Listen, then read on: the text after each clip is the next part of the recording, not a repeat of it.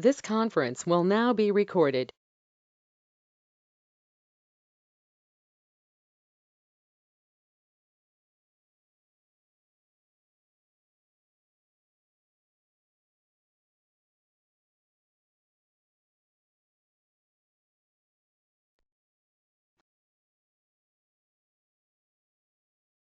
Well, since I hope everyone is here and we have a lot to cover, we really should begin today's webinar. I really appreciate you all for attending today's virtual conference. A word good morning, good afternoon, or good evening to one and all present here virtually with me today. Let me introduce myself. My name is Clara McBroom, Conference Secretary at Coalesce Research Group LLC, and I will be available for any of your queries or questions throughout the webinar to help you out technically and organize the webinar successfully. For the next 5 minutes, please allow me to give a brief description about our organization, Coalesce Research Group, and also the further instruction for the GoToMeetings app. Coalesce Research Group LLC is very delighted to welcome you all, the speakers, supporting associations, students, and delegates present here virtually with us today. With the aim mark the scientific excellence by felicitation, conversation, sharing knowledge, Coalesce Research Group follows through the object of setting standards in delivering excellence in the research among the researchers, academicians, and industries. Promulgating the research through conducting events and online webinars from various fields of science, especially from the stream of medicine, science, engineering, and technology. As a global scientific event organizer, we plan and carry out international conferences, meetings, seminars, symposium, and workshops, providing the best delegate experience, excellent networking opportunities, conversation leading to innovation, learning new opportunities, lasting working relationships, and professionalization with the professionals around the global network. Just recently, we have also started our own platform for open access peer-reviewed scholarly literature where all the content is freely available without any charge to the reader. As being very new to journals, we have coined up some interesting journals and have also formed the editorial board, and we will be very glad if any of today's attendees, the speakers, students, or delegates could extend your support by checking the journals and will be interested in publishing an inaugural issue at any of the journals according to the area of expertise. We will also send you the email with the details about the journals after the commencement of the webinars. Do take time to check the website. Finally, I would like to thank all the attendees and participants of today's webinar and hope you enjoy the webinar and gain the knowledge from sessions today. We also hope your participation will contribute to new research findings that will lead to new collaborations and research initiatives. Before we start with the sessions, I guess some of you will be new to GoToMeetings app. Let me just explain you the important tools required for the presentation. On the GoToMeetings app or a web page, you can find four icons at the bottom center: mic, camera, screen, and end button. Mic button, click on the to mute or unmute yourself. I request you all to stay muted while our speakers are presenting their research work and so that it does not cause any disturbance to them. Camera button, you can use this button to share or unshare the web camera. If you have the option to share the web camera, you can do it and it's completely your choice. Screen button, you can use this button to share your screen. This is the main part. During your presentation, after I call your name from my side, I will be making you as a presenter and then only you will have access to share your screen. So once I make you as a presenter, you can click on the screen button and you will find a pop-up window to share your screen. The end button is the last icon where you can use this to leave the session. On the top center, you can use the options to change your display settings. At the top right corner, you will have three icons: people, chat, and settings.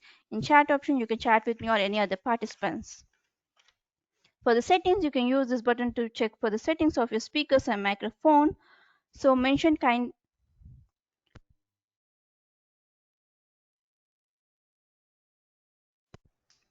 So as mentioned, kindly remain muted during the presentation so that the presenters does not get disturbed. And for any questions, you can ask this question or you can send your questions in the message box too. Well, let's not take much of your time. Finally, I would like to request you all to please give us brief introduction about yourself before starting with the session so that we can know about you virtually. And now let's move on to our session. The first presenter is Doctor Qingping Wang from Hubei University of Education, Wuhan, China. Hello, Dr. Qingping Wang. Are you ready with the presentation? Hello, Yes, I can't Dr. share my Wang. PPT.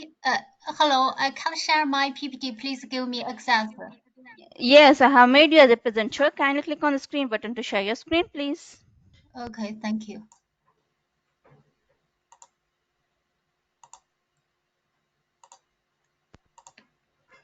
I have made you as a presenter just now.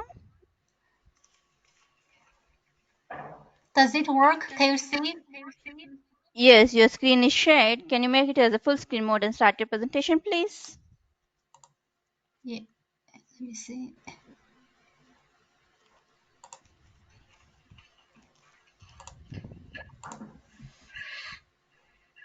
Um,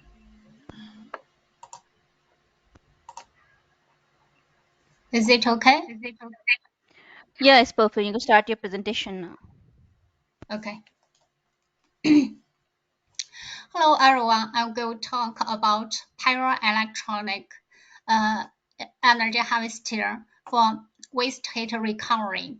Outline includes background, series, and experiments, and conclusion. Uh, as the pyroelectrical material attract a variety of potential applications, include thermal imaging, energy harvesting, pyrocatalysis, biosensing, and etc. Before before explaining experiments, we need to understand the pyroelectrical effect.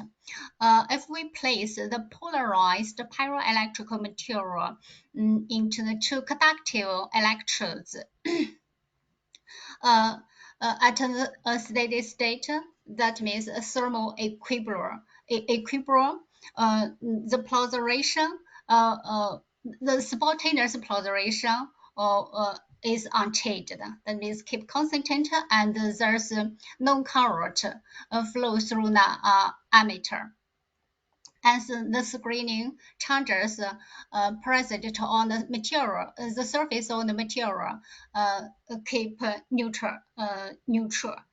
With the temperature increases, the electrical dipole moment decreases. So the spontaneous polarization decreases as the board charges have the reduction. Uh,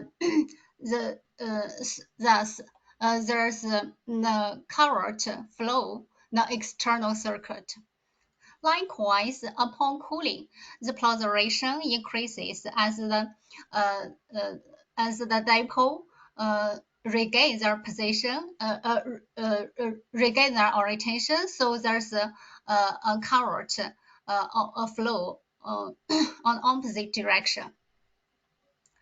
We also need to know the important parameters about the pyroelectrical. First, the pyroelectric short circuit current is expressed as this equation. IP equals to A times P times dt over dt, and A is the electrical error, P is the pyroelectrical coefficient, and dt over dt is the radial temperature. Obviously, if a electric error is given, if we increase P and increase dt over dt, then the overall current will be increased. Another important figure merit about energy harvesting is this equation.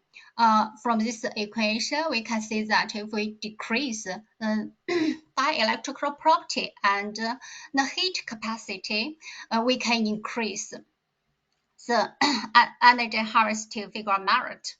The following work were done based on this basic mechanism. So we know the pyroelectrical materials attract a variety of applications, but the key problem is that the overall power levels are still low and suffers from low efficiency of heat transfer, which limits their potential applications, especially in portable electronics and wireless networks. Then how to improve the output on the paraelectrical materials. Based on this equation, we can say that if A is given, we increase the if we want to increase the heat transfer together with P, then we can increase the output current. Now, how to increase the heat transfer together with P? So we conceived an idea to construct a thermally conductive network in ceramic matrix. Now, how did we achieve that? We need to based on the heat transfer mechanism. In theory, we know that heat energy is a process whereby thermal energy is transferred from one place to another by energy carrier. It can be transferred while lattice waves includes phonons, electromagnetic waves, and other excitations. While in metals, electrical carriers carry the majority of heat, while in ceramic materials, phonons are the dominant transporter. So based on this, we designed a thermoconductive network based on the paraelectrical matrix by adding the fillers with a high thermal conductivity to increase it. On the fillers, there are diamond and gallium oxide, aluminum nitride, and etc. We choose the aluminum nitride as it is non-toxic, cheap, and easy to prepare. So that's our source. This is the paraelectrical materials with a high paraelectrical coefficient. We added aluminum nitride to construct a thermal conductive networks with the material aim to increase the whole thermal conductivity of the material. That's our basic idea.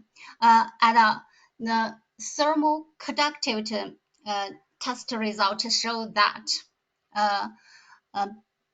the thermal conductivity of the material increased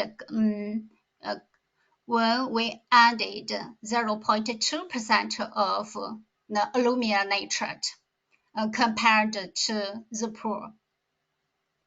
And the SEM results show that with further continuing increasing the addition of the aluminum nitride, the microstructure varies.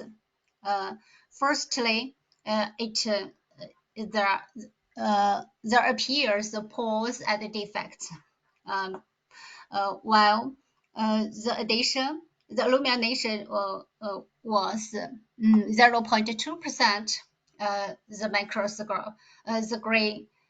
The grays become large and the surface become dense and uniformly clear. While further increasing the aluminum nitride, there are more pores and the defects appeared.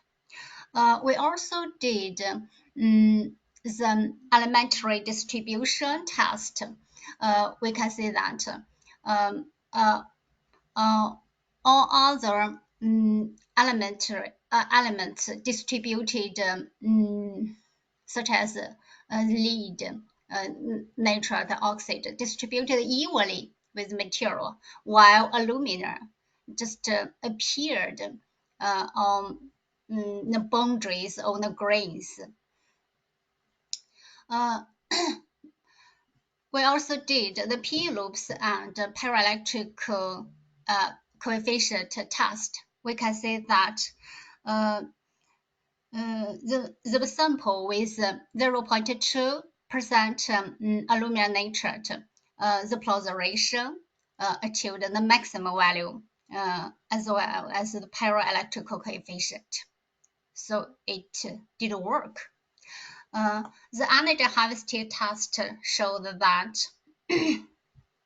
the output voltage on the sample with 0.2% aluminum nitrate improved 24.6% compared with the pool. That's the first example.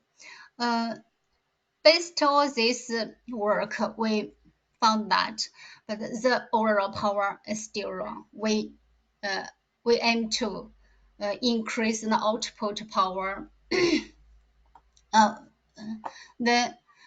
because the heat transfer is still suffers from low efficiency. We can say that aluminum nitrate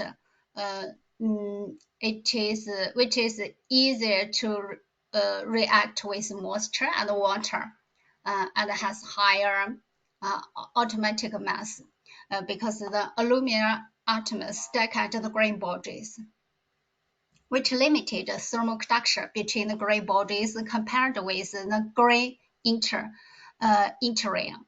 So we thought on boron nitrate, which has a lower compared to lower atomic mass. And from the elementary analysis test, we can see that the boron nitrate and other elements distributed evenly rather than aluminum distributed appeared on the body's own grains. In addition, boron nitrate is chemically stability and inert to environment. We also did acid simulation, and the results show that the sample with 0.1% boron nitrate, the temperature can be increased compared with the pool. So the energy harvesting showed that the sample with 0.1% of boron nitrate increased the output and the output power improved 65.4% compared with the pool. That's the second work we did. Apart from this, we also aim to further explore more methods to increase the overall power. Based on the figure merits, we can say that the current and voltage responsibility equations are given like this. If we decrease the heating capacity, we can increase the current responsibility. And if we decrease the dielectric property, of course, we can increase the voltage responsibility, as well as the figure or marital regarding energy harvesting. So next work, we aimed to do something like that. According to the report by Chris Bowen, this group, and their results show that the porous pyroelectric materials can sharply increase the energy harvesting compared with dense. So we designed another work using the same pyroelectric materials before. Based on this, we added compound nanotubles, nanosheets, and prepared the sample by solid state reaction to achieve porous pyroelectric materials. With the same thermal apply on the sample, we aim to increase output voltage, and it had been successful. with the increasing carbon nanotubles from the SEM, we can see that with increased carbon nanotubles, the pores increased when they were on the surface, on the cross section. We can see that. Based on PFM measurement, we made analysis on a piezo response test, and we can see that with increase of applied voltage on the surface, the piezo response increased.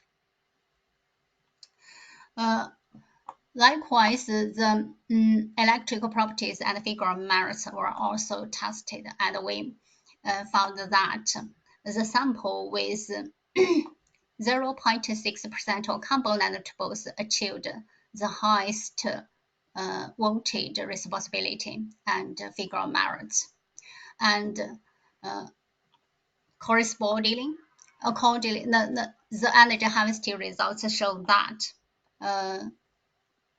the sample with 0.3% of carbon nanotubes achieved the highest value of output current, voltage, and power. And it showed that the harvest energy increased by 208% when 0.3% of carbon nanotube was added. That's the third work. We did this work based on the same pyroelectrical materials, which has higher pyroelectrical coefficient. Then added different dopants to increase the output voltage from the thermally perspective and electronic views. Both achieved increased output voltage or power. That's all. Thank you.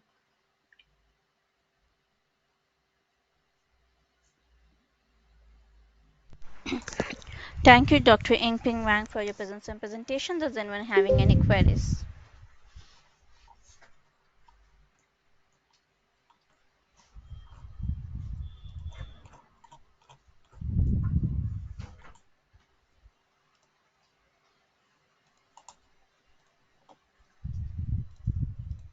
I hope there are no queries. Once again, thank you, Dr. Wang, for your presence and presentation.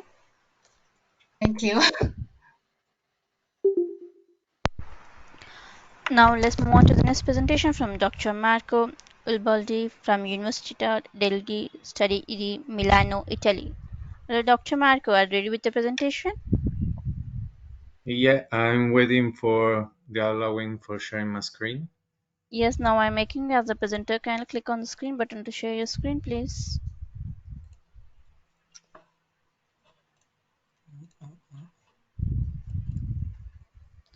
I have made you as a presenter. Have you got any pop-up window on your screen? Yeah. Yeah, Did your screen you is shared. see the presentation? Okay, it's perfect. You can start your presentation now. Perfect. Thank you. So, good morning, everybody, and thank you for the kind presentation. I would like to thank all the organization committee for having the possibility to present you some of the work we are developing in the pharmaceutical technology and regulatory affairs unit of the University of Milan. And this project is related on the 4D printing of system intended for inter-organ administration of drugs. Here I briefly summarize the topic I will go through today. I'm starting from giving you an overview and some basic information on what are these devices, and then we will range from the design phase to the manufacturing and having a little look on the safety assessment, and then we will jump to some conclusions. But let's start understanding which is an inter-organ drug delivery system. These organ retention devices are conceived to remain into holomuscular organs such as the stomach, the bladder, or the vagina, for instance. They can stay inside the organ for a prolonged period of time while they are supposed to release one or more active ingredient conveyed in a controlled manner. In this respect, they can couple the effectiveness and tolerability typical of the local therapies with the compliance typical of the systemic administration of drugs. However, organ retentive already proposed so far in the scientific literature suffer from great complexity, especially in the design and manufacturing phase. And also their mechanisms of administration, retention, and elimination should need to be improved. Focusing on the intravesical administration of drugs, today this procedure is mainly occurring following installation of liquid formulation through a catheter that, as you can understand, is really painful, can cause the risk of infection, and it is also hardly tolerated by the patients. In addition, this liquid formulation can remain inside the organ for a limited period of time due to the continued washout with urine. In such condition, blood retentive devices would reduce the number of catheterizations, so limiting the risk associated, and thus possibly overcoming also the washout with urines thanks to their increased residency inside the organ, thus in general improving the efficacy of the treatment and being less invasive from the patient perspectives. Resorting to a shape memory polymer could be particularly useful in the case of the bladder, and to have a system able to show diverse configuration at different times. In other words, our devices should be compact in a first shape to allow the administration of the system, while turning into a bulky shape to enable the retention by encumbrance. But to understand better what I'm meaning, let's go deeper in understanding what is a shape memory polymer and how it works. A shape memory polymer is able to assume an original shape given under the fabrication of the system. Then it could be fixed under an appropriate thermomechanical cycle to a different temporary shape, which is metastable. And following the contact with a trigger of non-mechanical nature that can be the presence of heat or a change in pH or a magnetic field, it can be triggered to recover the original memorized shape. But how it can work in our application? Well, the device should be produced in a bulky shape, able to be big enough to be retained inside the organ, and in this case, to prevent the pass through the urethra. Then it could be fixed into a shape that enables the administration, in this case, through a catheter. So, for instance, a straight shape, as you can see in the picture.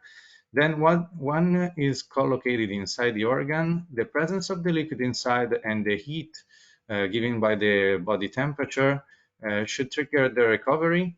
So we turn back to the bulky shape. The system can remain inside and release the active ingredient conveyed. And then at the end, it should be safely eliminated without an invasive procedure.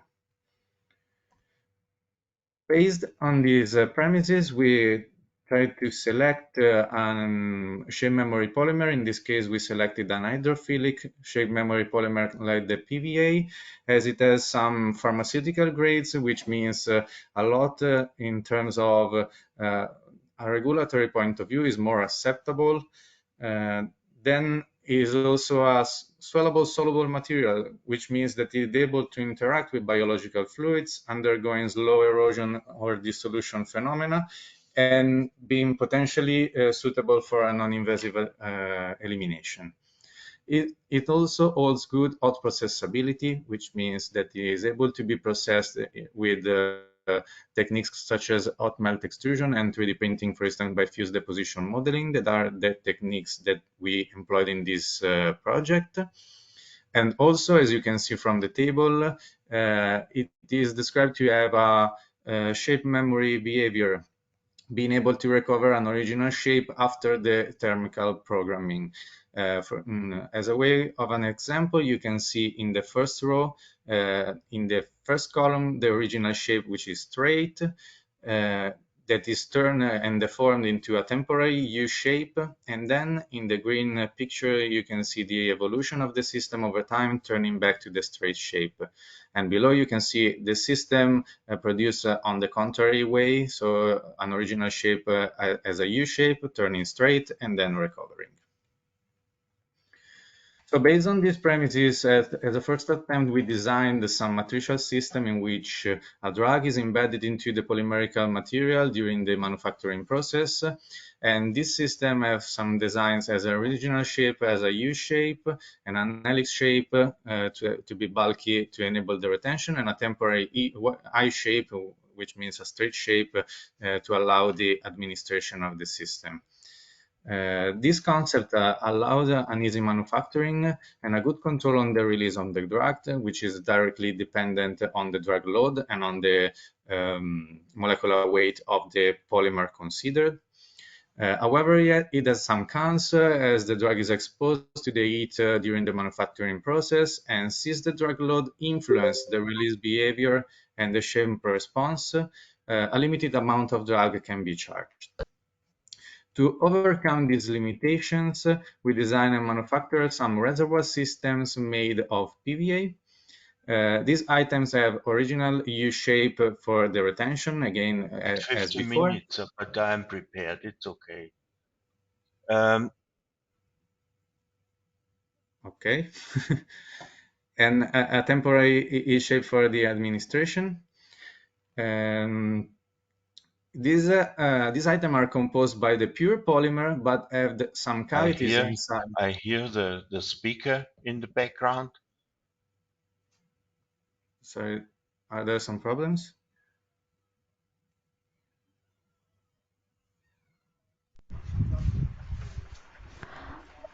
No worries, you can continue. I'll be checking here. You can start your presentation. Okay. The inner cavities of our system I stay can be locked seen. in. That's clear. Okay. The inner cavities of this system can be filled with powders, pellets, or liquid formulation, for instance. In this way, as you can imagine, this would increase the flexibility in terms of filling and drug load of the system, and would allow also a major tuning of both the shape memory behavior and the release properties of our systems. Concerning the manufacturing, and I was anticipating, we selected the hot melt extrusion and fused deposition modeling. In particular, the hot melt extrusion was employed to produce filament acting as feeding material for the FDM process, while the latter was employed for the fabrication of the actual prototypes. Notably, the application of a smart material of a shape memory material into the FDM process turned out in the 3D printing concept, which is the printing of an item showing a triggerable self-transformation over time. You can see the main parameter we just prepared for these processes, but going into detail, I want to focus on a specific point, because in a specific point of the printing, the process was stopped to allow the filling of the reservoirs with some formulation. We decided to fill the system with different formulation ranging from a pure powder of acetaminophen with a common drug tracer and with a mixture of acetaminophen and a controlling agent, which is the HPMC, which is a hydrophilic cellulose. Then with this mixture, we prepared also tablets just to increase the density of the system and having a further control on the release. This way, we were able to evaluate different materials and strategies to modify the release of our drug. Then the printer was restarted, and we were able to collect the final closed entire object to be tested. In addition to this different formulation, we tried also another way to control the release of the drug. In particular, adding on the surface of our items a coating of a low permeable formulation. This would, in principle, reduce the penetration of the fluid inside the underlying material, so prolonging the release of the drug. To do so, we have to collaborate with a Frank Vector company, which is a machinery company, because as you can imagine from the geometry of this system, they easy tend to engage and stick to each other during the rolling inside the machine. So we had to develop a special process thanks to a modification on one of their pan coaters. And so we were able to collect the final systems. And as you can see here from a preliminary study, you can have an idea of the potential of applying a coating in the modification of the release of the drug.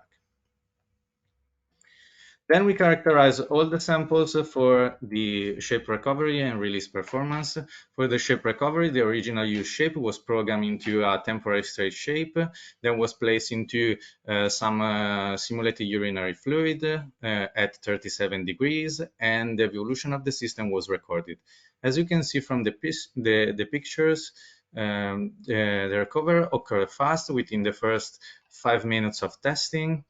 And as you can see from the graph, this occurs regardless of the type of filling inside the cavities and also for the presence or absence of the coating layer. Concerning the release performance, we evaluated the system into a traditional apparatus 2 filled with urinary fluid at 37 degrees and with 50 RPM stirring, which is a normal test from the pharmacopoeia. And we evaluated the time needed for the 10% of the release, which is commonly used to mean the starting of a control release. And also we evaluated the pulse time, which is the time needed to move from the 10 to 90% of the release, and which indicates the overall duration of the release of the system. And as you can see from the table, ranging from pure paracetamol, pure powder of paracetamol inside and adding even more controls during ranging in the various rows, you can see there's an impact in controlling the release of the drug as the time is increasing. Also, you can compare the first row with the last one, in which there is a pure acetaminophen inside, but it changes because in the first one is uncoated, while in the last one is coated, and the coated was proven to be very powerful in increasing the release time. At this point, I want to show you some safety assessment evaluating the in vitro toxicity of the PVA-based prototypes. To have a wider spectrum of data, we studied samples based on 2 different grades of PVA, having diverse molecular weight and manufactured by both hot melt extrusion and 3D printing by fused deposition modeling. In this way, we had the possibility to look at the impact of the manufacturing process. The test was performed using a cancer cell line of bladder origin, and following the ISO guidelines, the prototypes were incubated either in direct physical contact with culture cells or placed into a transwell and inserted into the culture media to allow an indirect contact with the cells. Cytotoxicity was then determined by quantifying the cell viability, which is the proportion of live and healthy cells, the proliferation, or in other words, the assessment of dividing cells, and the cell's death. Concerning the viability, we use an MTT assay and epirubicin as a positive control. And after 24 hours, none of the PVA-based specimen in both culturing conditions caused a significant reduction on the cell viability while compared to the untreated control cells. Regarding the proliferation, we use the marker Ki67, which is a nuclear non-histone protein expressed in proliferating cells and absent in quiescent cells. And even in this case, the percentage of positive cells in the treated samples was similar to that of the control.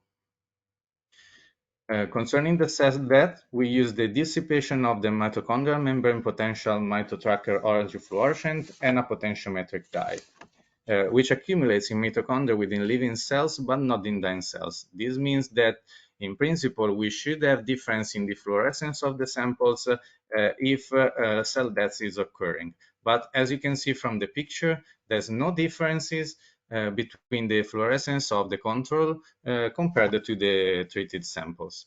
And overall, this means that there's no sign of apoptosis, and taking all together, this data indicates that the specimens were non-toxic to the cells and enforces the use of the PVA for biomedical application. So in conclusion, we evaluated the possibility to take advantage of shape memory polymers in the development of an intra-organ drug delivery system. We explore and demonstrate the potential of 4D printing in having such a system characterized by a suitable temporary shape for the administration, an original shape useful for the retention, and having a non-invasive elimination process. Eventually, we envisage also different possibility to modify the release of the drug conveyed, and we evaluated the safety of our PVA-based prototype. At the end of this presentation, I want to give a special thanks to all of our collaborators, which helped us in the development of the system and in the setup of the biological assays. And obviously, a big thank goes to my group, that is the Formula Me Lab of the University of Milan, and obviously all of you for your kind attention. If you have questions, I will be more than happy to answer them at the best of my knowledge. Thank you.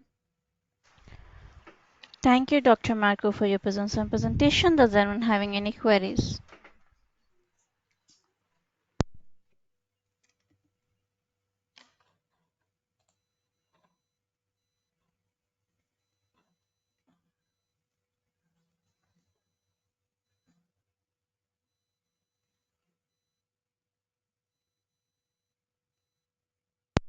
I hope there are no queries. Once again, thank you, Doctor, for your Okay, presence thank and you all. presentation.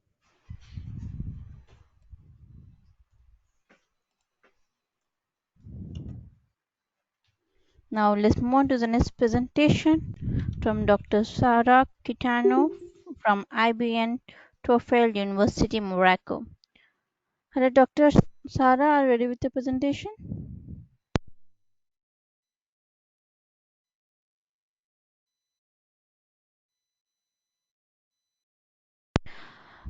Apologies. The next presentation is from Dr. Peter Ehrer from Fraunhofer IGT, Germany. Hello, Dr. Peter, are you ready with the presentation?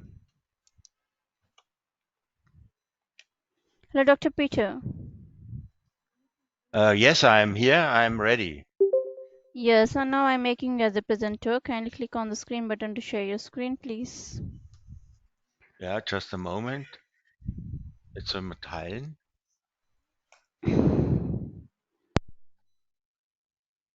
Okay. Do you have it? Yeah? Yes, your screen is visible. You can start your presentation, please. Can I begin? Yes? Yes, you can start. So, ladies and gentlemen, welcome to my talk. The title is Polymer filters in cigarette butts cause massive environmental damage. I give you a short outline, a short introduction, then facts about tobacco products, and my main point is cigarette butts. And I finish with a conclusion. I'm a mechanical engineer. For over 50 years, I worked with materials, especially polymers, also engineering and environment. A main item has been and is sustainability and circular economy. My motivation is 8 months ago, I started learning that cigarette butts I never smoked are one of mankind's very big environmental problems. We, I may say all, we simply lack the awareness of this, and helping to change this is my motivation. In my table 1, I would like to give you an overview of resource consumption, environmental damage, and social issues in the cycle of the product cigarette, beginning with grubbing and ground.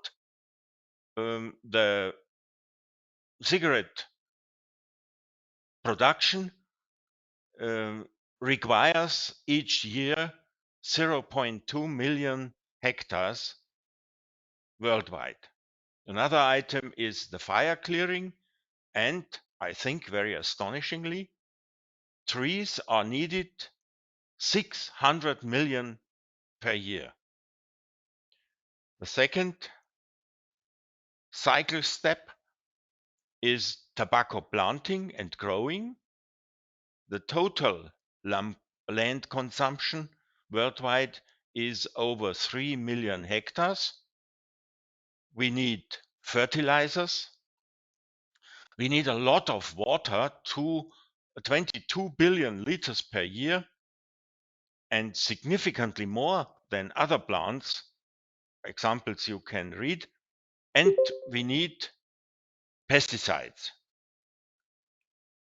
The next step is the production. And here we have the answer why the tobacco growing and production needs so many trees. The leaves has to be dried, and of course there is energy needed, and in this case the energy comes from the wood. And we have, of course, CO2, 84 million metric tons per year. The working conditions are very bad. 25% of the workers get the green tobacco disease, which is a kind of cancer. And the fabrication, of course, influences the environment, and a lot of paper is needed to roll up the tobacco. The logistics, we need packaging and transports, and both have a lot of emissions. The usage phase, the smoking, I just have with three items. We have diseases, various types of cancers, and worldwide 8 million deaths per year. I do not want to go into it because my main aspect is butt disposal. And here we have per year about 3 trillion butts worldwide, of which 4.5 trillion are disposed of wildly. And this are about 3.5 million tons per year of waste worldwide. And we all know in cities, on beaches, everywhere. The costs for cleaning are estimated to about 7 billion euros annually. We have per single butt, toxic substances. In front of is nicotine, but tar, benzene, heavy metals, dioxins, and other 7,000 substances per butt. And the second block of environmental damages are the microfibers from the cellulose acetate everywhere.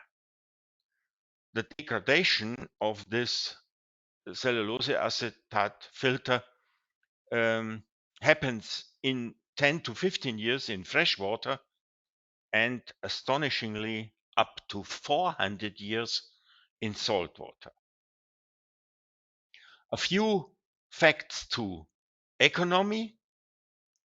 The sales this year of tobacco products are 918 billion euros. The forecast for 27 are 992, so you have an imagination about the growing. 90% of the tobacco products are cigarettes, and you see the figures here yourself. One cigarette last year cost 15 cents, this year doubled, 30 cents. One filter made of cellulose acetate, and this is 95% of all filters, costs 1.1 cent, and the dimensions of the filter are about 8 millimeter diameter, 20 millimeter long. It has an inhomogeneous density increasing from inside to outside. And very important, approximately one filter has 15,000 single fibers. The material of the butt is of the cigarette, is 0.7 gram tobacco with a lot of additives which are not known, or only some of them. We need paper, we need filter paper, and the filter I mentioned it, is made of cellulose acetate. And here, for example, we have 0.2 gram additive titanium dioxide. And why? Because the smokers want to have a brilliant white filter before they begin to smoke. And now, the main point, the environment of the butt. And here you see the differentiation A and B, again, the two blocks. Nicotine, one bud contains about 2 milligram of water-soluble nicotine and other chemicals. I mentioned it.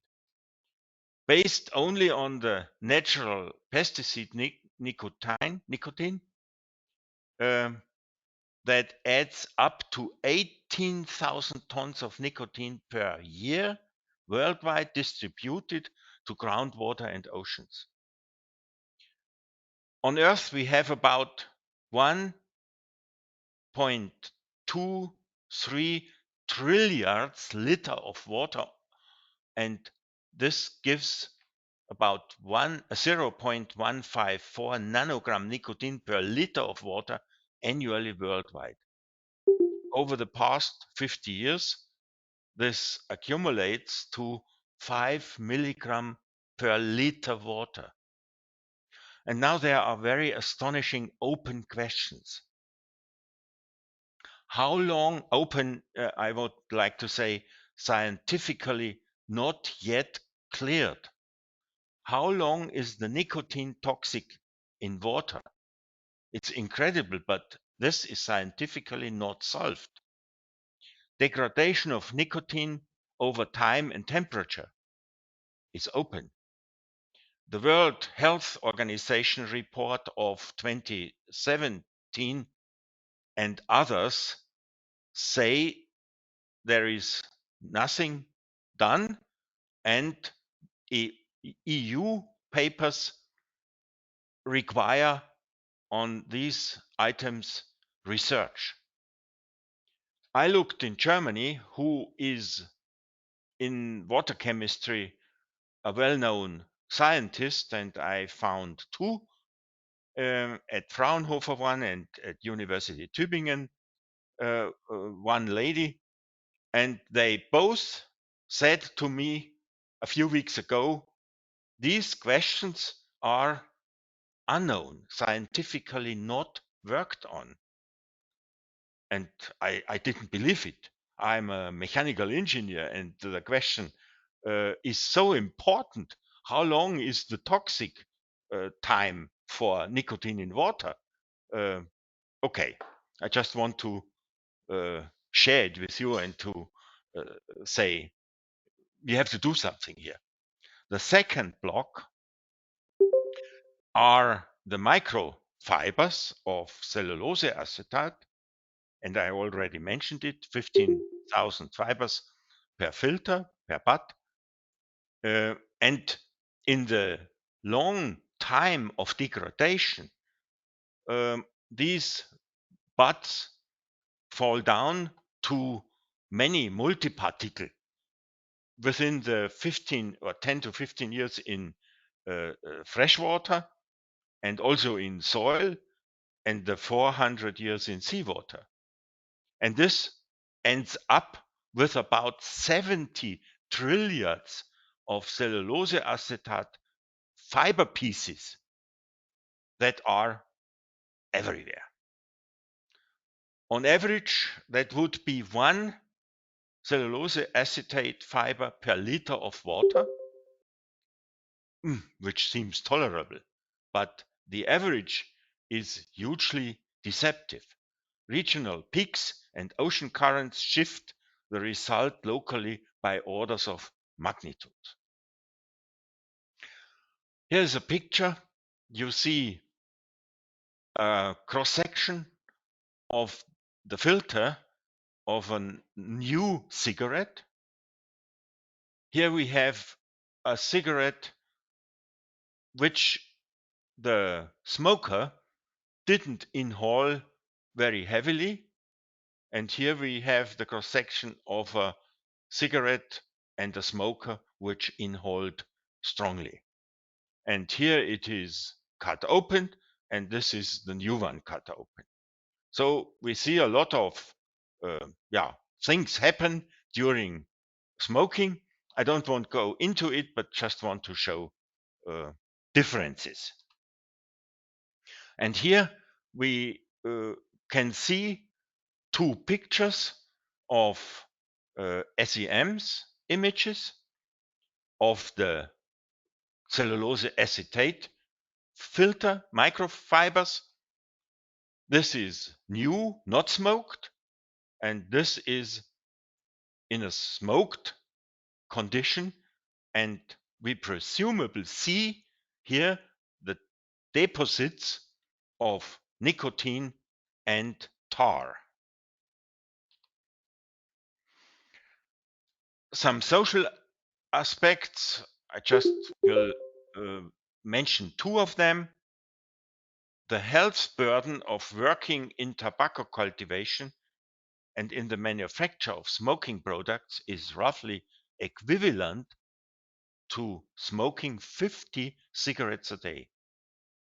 And the dependency of about 2 million farmers and people in the manufacturing process by large corporations worldwide is unbearable.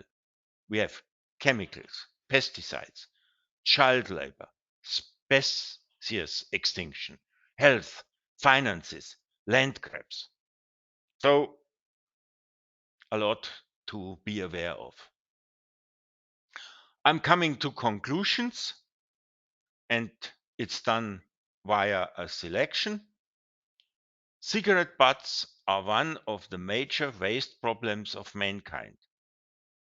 One wet butt contaminates about 1,000 liters of groundwater with nicotine. The trillions of nano and microfibers of cellulose acetate from cigarette filters harm the health of animals and humans through the food chains. Tobacco cultivation, as we have seen, and cigarette manufacturing destroy fauna, flora, and people living and working in the growing areas. Filters of cigarettes are of little use to smokers. There are studies which prove there is really no advantage for smokers. They cause, on the other side, massive damage in the environment, in water, soil, and air, as we have shown. The most effective measure for an immediate solution to persistent poisoning of all living beings is a worldwide ban on tobacco products. This action, from the technical, economic, environmental, and social points of view, leaves only winners, with the exception of the shareholders of the tobacco industry. Smoking must be made so expensive by law that the external environmental costs, which have so far not been taken into account, are paid by smokers and the industry.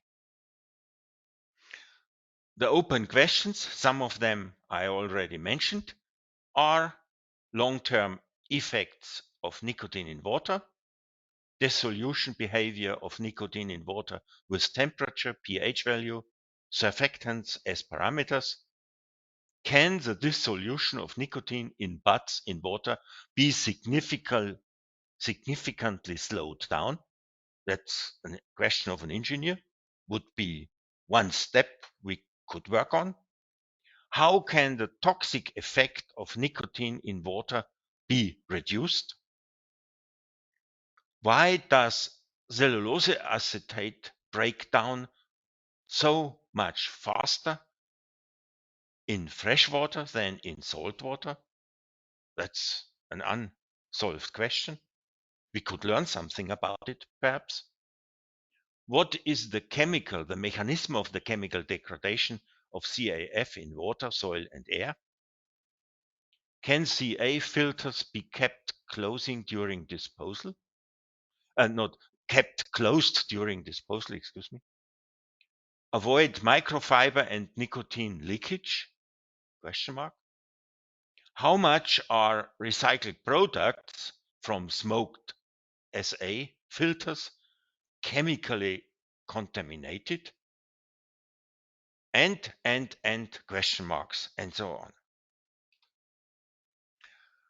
We worked with pupils and students and tried to get easy ways to raise the awareness. For example, this bus station here, we collected 250 cigarette butts. So we wrote down here, smokers, the C begins here. That's the same in French.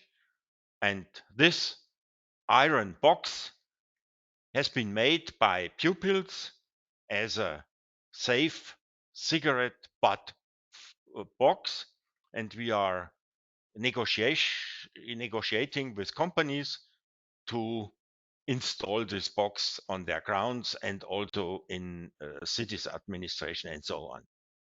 So I'm at the end of my talk, and thank you very much for your attention. Thank you. Thank you, Dr. Peter, for your presence and presentation. Does anyone having any queries?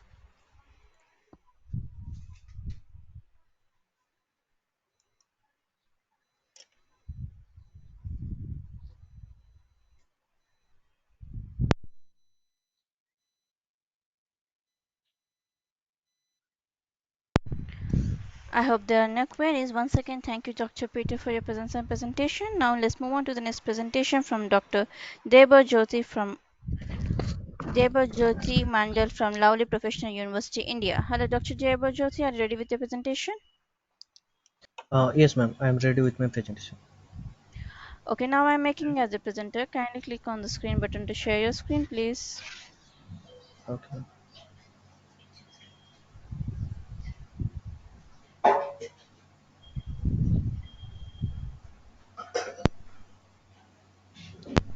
Here's your screen is sharing. Kindly make it as a full screen mode and start your presentation, please. Is it visible in full screen? Yes, it's visible. You can start your presentation. Okay. Thank you. Hello everyone. Greetings of the day. Today my topic is on diabetic wound healing, formulation and optimization of orthocumaric acid, which is a potential and beneficial drug for wound healing, incorporation in guar gum nano formulation via box vegan design. Let's come to the background point. Nowadays, according to the International Diabetes Federation, almost 700 million people are suffering from the diabetes, and wound healing is a major concern which is associated with diabetes. Our main goal is nanoformulation of polymer based. Polymers means guar gum, and novel drug means orthocumaric acid based cost effective medication in the battle of alternative medicine. Let's come to the methodology part. uh, I have optimized and formulated my nano emulsion, which is oil in water emulsion via box Bacon design, which is a RSM response surface methodology method with design expert software. There are three factors as input, which is cross-linking agent. I had used cross-linking agent glutaraldehyde, and sonication time 8 to 20 minutes with probe sonicator, and emulsifying agent which is span 80 and towin 80 mixture, which is 2 to 5% of emulsifying agent. And there are four output and particle size, zeta potential, PDI value, and drug loading capacity of polymer. uh, it is an experimental design, which is box Bacon design of my experiment. There are 18 different combinational rounds for my optimization. uh, let's come to the antioxidant and some enzymatic study of my formulated nanoparticle. I had performed DPPH assay and ABTS assay to check my whether my formulation is scavenging free radicals in body or not. And with alpha glucosidase assay, we had performed this assay to ensure the anti-diabetic potential of my nano formulation. Let's come to the cytotoxicity assay, which I had performed with L929 skin cell line assay, skin cell line with my formulations. And let's come to the result and discussion part. This is a calibration curve of orthocumaric acid. The absorption is almost like 274 nanometer in UV visible spectroscopy. This is some calibration curve. Let's come to the drug loading capacity. According to the result, we can clearly see that my drug loading capacity are differ from 68% to almost 94%. And let's come to the zeta potential value. Here we can show that we can see that zeta potential value are ranging from minus 20 to 30 millivolt, which we can see according to the ROL study. It is very much stable. And let's come to the PDI value. PDI value also ranging from zero point zero 0.04 to zero point 0.4, which is we can say according to the ROL and standard value, which is very much stable according to our study. And let's come to the particle size. Their particle size varies from 100 to 400. There are standard run 11 and 14, which is like not expected as per particle size. But the another runs are according to the study. Particle size is almost 100 to 300 nanometer, which is like we can see the particle size also significant.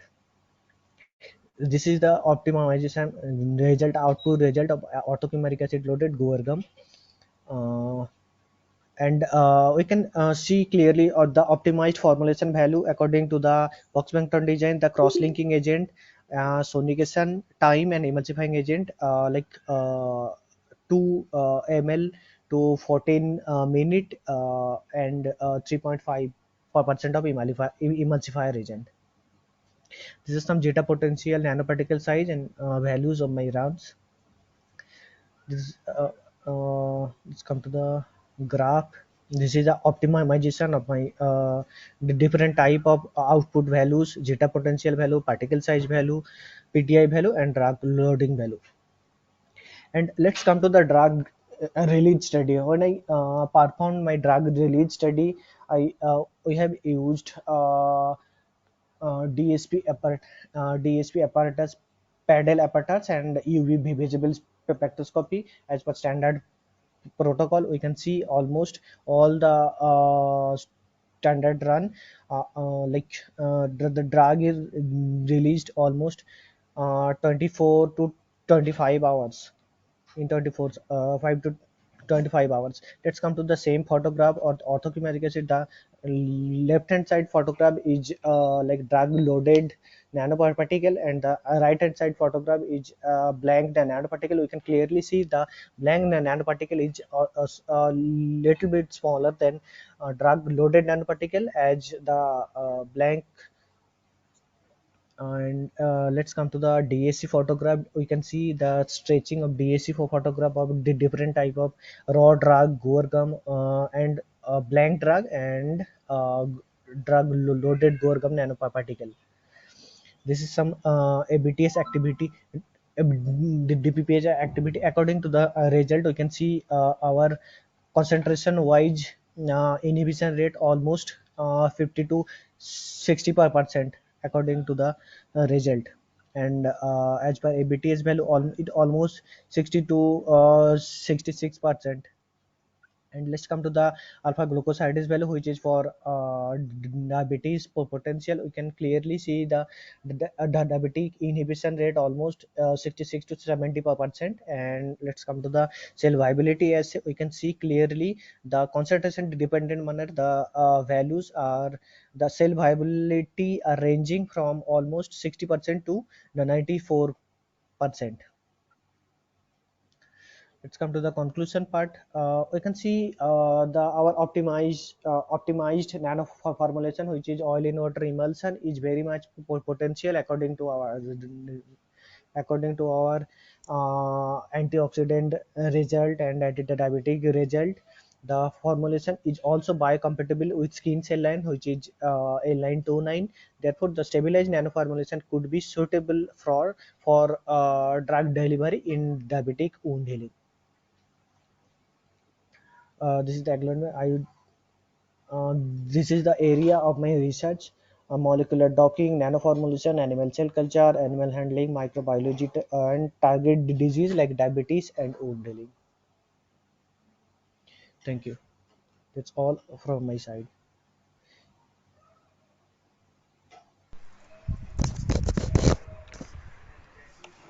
Thank you, Dr. Debajyoti, for your presence and presentation. Does anyone having any queries?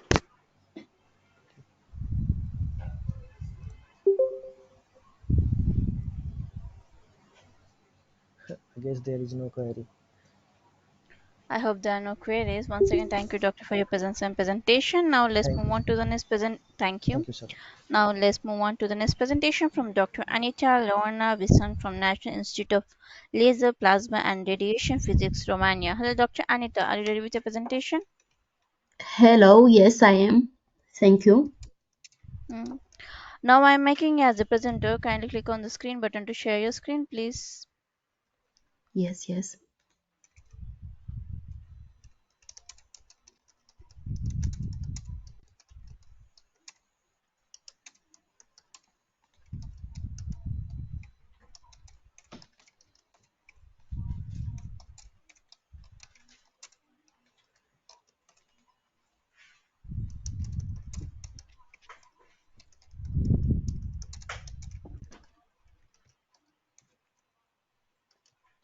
It's all right.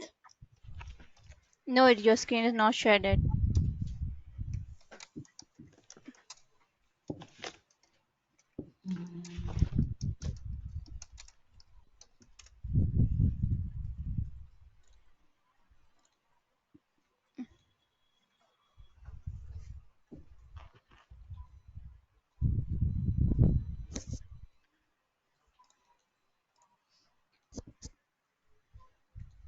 May I know you are using a Mac book or a Windows desktop?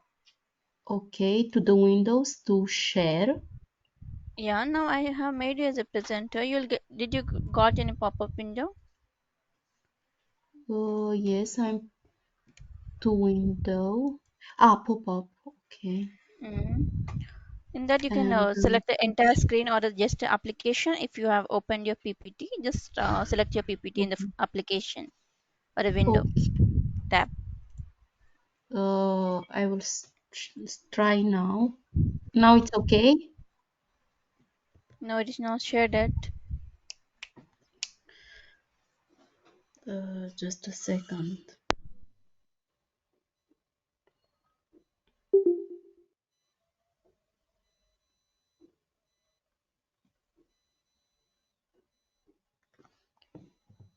I will try once again. Sorry for this. So, Okay, once you leave the session and rejoin again, I hope it will work after that. okay.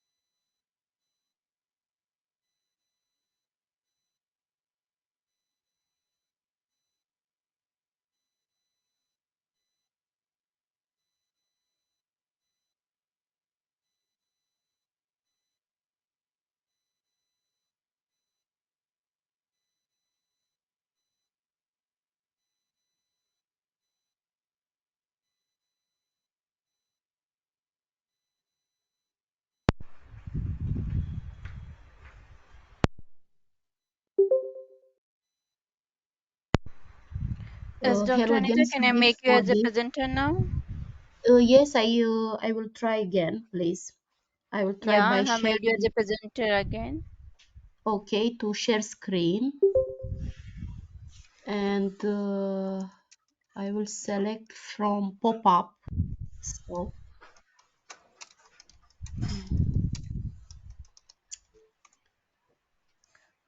From the pop-up, can click you on the screen. Click so to on the your, if possible, so, kind of select entire screen. Maybe it's work. okay entire screen share Okay, click uh, share. here.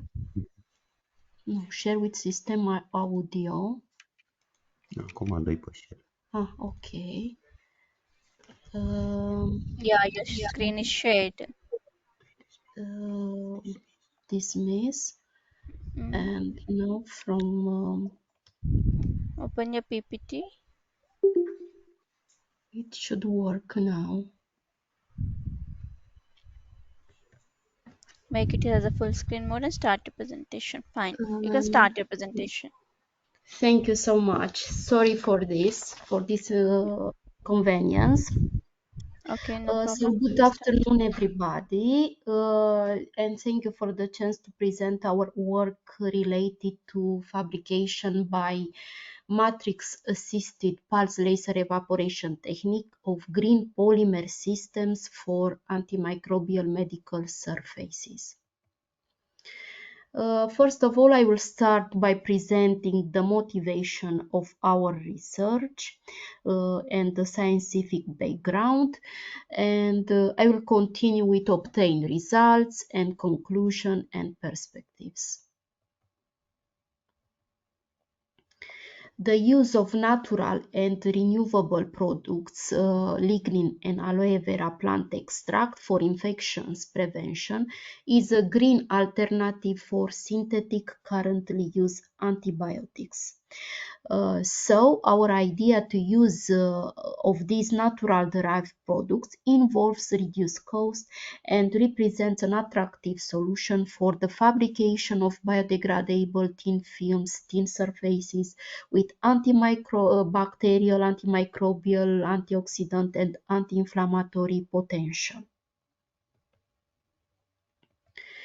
So we developed two studies. In the first study, we report on thin film deposition by maple matrix-assisted pulse laser evaporation technique of simple hydroxyapatite or silver doped hydroxyapatite combined with the natural biopolymer organosolv lignin.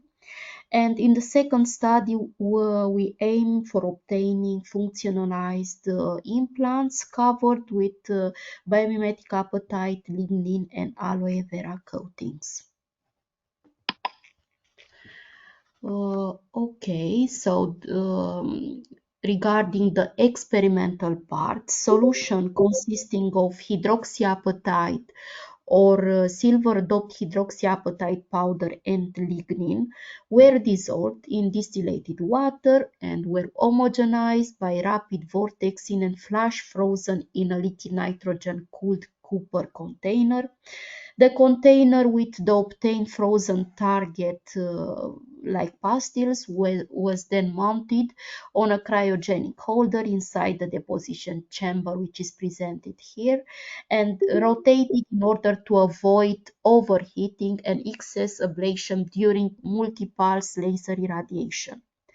The holder was submerged in liquid nitrogen flow in order to keep these targets frozen during the experiments. And a pulse krypton fluoride excimer laser source was used for the target evaporation, and the experimental parameters are mentioned here. The expulsed materials was assembled onto different kind of substrates, either T modified with theodoi nanotubes or silicon wafers, and then subject to physical and chemical investigations. Further, for an easier identification, these samples were denoted as follows here. Typical top view SEM images of the hydroxyapatite lignin and silver doped hydroxyapatite lignin films are displayed in these slides. Maple deposition resulted in rather smooth films with a homogeneous and porphyry microstructure without particular morphological features. And as an important note, no remarkable morphological differences have been evidenced between the hydroxyapatite lignin and silver doped hydroxyapatite lignin films. The cross-sectional SEM images collected in case of films deposited onto sieve wafers revealed the compact look of these maple coatings with good adhesion to the substratum and a thickness of approximately 180 plus minus 10 nanometers film thickness has been estimated based upon these measurements, and the quantitative ADS estimation indicated the synthesis of a calcium deficient hydroxyapatite films with the calcium phosphor ratio of approximately 1.33. The FTIR spectroscopy was applied for identification of functional groups and the degree of short-range ordering in the deposited films. Emphasis was put on identifying the distinct chemical bonds of lignin especially, and the degree of macromolecules decomposition during the maple transfer, if any. The other FTIR spectra of the original lignin powder, pure hydroxyapatite powder, and pure hydroxyapatite and silver doped hydroxyapatite lignin films deposited under the optimized conditions are shown comparatively in this figure. And the presence in these specific spectral regions of all lignin vibration bands suggests that the lignin material is not altered during the maple transfer, and the slight shifts being rather induced by the molecular interactions with the hydroxyapatite matrix than by its degradation. Here we continue our investigation with the XPS spectra, which were recorded for the pure hydroxyapatite, hydroxyapatite lignin, and silver doped hydroxyapatite lignin films.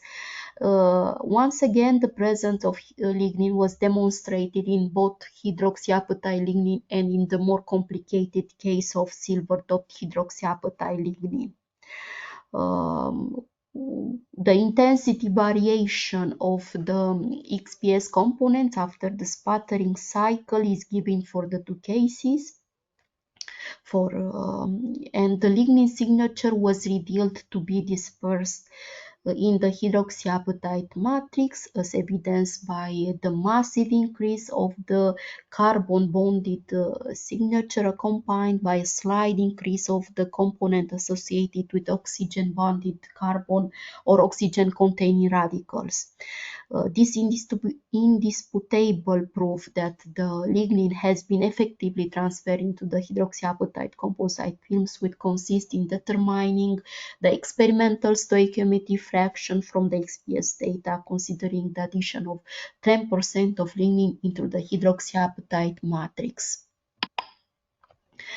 And our intention was to emphasize that no significant changes were observed in the morphology of the mesenchymal cells when grown on the surface of the tested materials.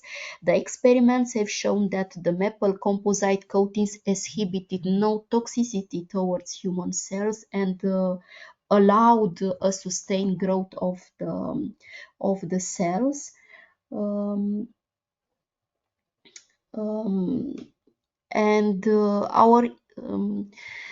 it appears that the presence of lignin improves the biocompatibility of the hydroxyapatite coated on T modified with thiodoy nanotubes by promoting the growth of the other cells, clearly supporting the suitability of our composite for developing future biomaterials with increased biocompatibility. And because these results truly encourage us, we wanted to prove our initial hypothesis that which was that adding lignin to hydroxyapatite films doped with silver ions would yield to a material with even more improved antimicrobial properties. So in order to test this hypothesis, we have examined the antibiofilm efficiency of the bioactive composite coatings by using two well-established microbiological assays. One is based upon the assessment of VCCs, whilst the second resorts to bacterial culture density measurements for the quantification of total microbial biofilm developed on the obtained materials at different time intervals, 24 hours, 48 hours, and 72 hours respectively. And these two approaches provide complementary information regarding the number of viable cells embedded in the biofilm, the viable cell counts mentioned earlier, as well as the density of the microbial biofilm comprised of both viable or dead cells. And we were glad because overall the biological assays demonstrated that the organic, anorganic lignin hydroxyapatite composite coatings synthesized by maple provide an efficient protection against microbial biofilms without inducing any cytotoxicity toward tested human cells, as showed earlier in the earlier slide. And following the principle of the antibiotic therapy, in which the risk of microbial resistance towards a drug is minimized by using antibiotherapy combinations, our proposed new approach, in which two antimicrobial substances are used to avoid the development of microbial resistance and maximize the cumulative effect. When we use these two antimicrobial agents, silver and lignin, was proven that the probability of microbial resistance was the product of probabilities for resistance development used as monotherapy when using a singular antimicrobial agent. And our results revealed the potential of the natural biopolymer lignin as a reliable antimicrobial agent for implant coatings. And the promptness and the accuracy of the maple techniques was therefore demonstrated for deposition of such delicate materials as suggested by ADS and proved by XPS and FDA results. The obtained nanocomposite were non-cytotoxic, supporting the normal development and promoting the growth of the other human mesenchymal cells. Uh, as shown earlier, the microbiological assays show that the coated composites secured a prolonged release of the silver ions, being protective both against the initial phase of microbial colonization and the mature biofilm development. Moreover, the lignin addition boosted somehow the antimicrobial activity of hydroxyapatite doped with silver ions against both bacterial and fungal biofilms. And one can say that an implant surface modified in such a manner could host osteogenic cell proliferation while shielding from bacteria and fungi, thus facilitating a safe osteointegration of the medical device.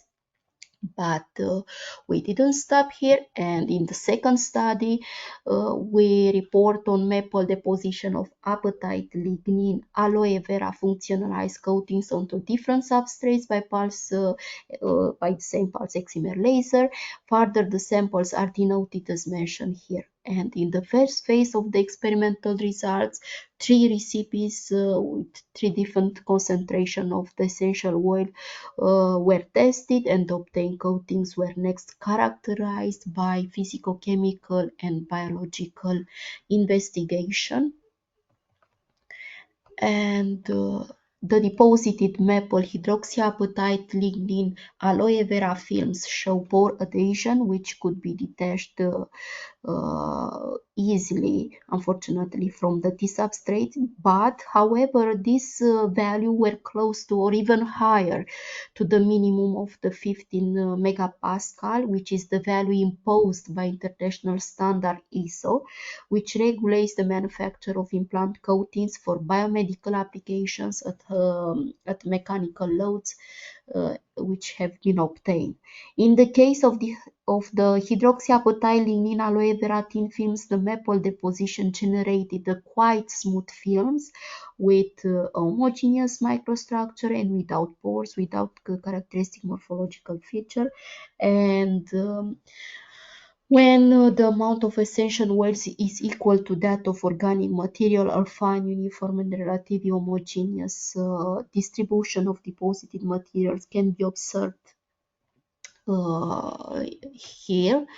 And next, FTIR spectra of the investigated materials: lignin powder, aloe vera essential oil, hydroxyapatite, lignin dropcast and thin film, composite films, the 3 recipes of hydroxyapatite, lignin, and aloe vera were presented here by comparison, and one notices that the main vibrational peaks of pristine materials are present in the deposited coatings, demonstrated an unaltered transfer of investigated materials in this form of thin films via maple.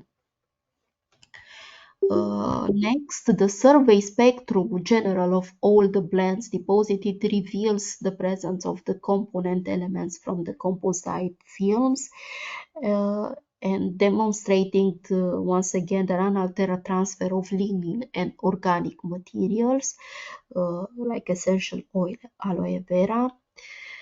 And we continue our investigation with the antimicrobial test, and the viability of the gram-positive bacteria E. coli and F. fecalis proved to be affected by 24 hours contact with the hydroxyapatite lignin aloe vera receipt-2 film.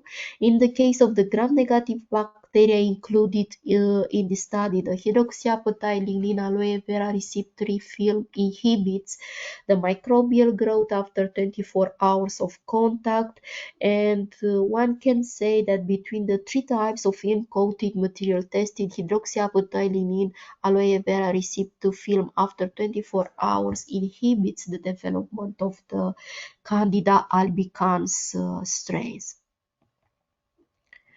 To sum up, one notices that were synthesized by matrix-assisted pulse laser evaporation technique apatite lignin aloe vera thin films. In the first phase, studies were performed to determine the optimal fluency, the solvent, as well as the geometry of the experimental setup in order to obtain adherent coating, which should work more on that. Subsequently, the obtained films were subject to complex morphological, compositional, structural investigations, and one notices when the amount of essential oil is equal to that of organic material essential oil aloe vera, a fine, uniform, and relatively homogeneous distribution of the deposited material could be obtained. Moreover, the elemental composition of the hydroxyapatite aloe vera films was determined using XPS and revealed the presence of the organic materials, uh, and the integrity of the chemical function and the stoichiometry of the unaltered deposited materials was demonstrated by FTIR. Following the antimicrobial characterization performed during this stage of the experiments, we were able to identify the optimal material recipe, namely recipe 2, with the essential oil lignin ratio 2 to 2.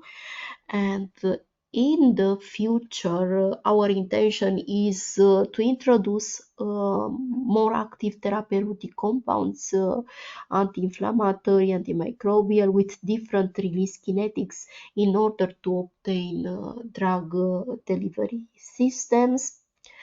And at the end, I would like to thank you for your attention, for the chance to participate to this interesting conference. And I would like also to thank to the financial support which made possible this work. Thank you once again.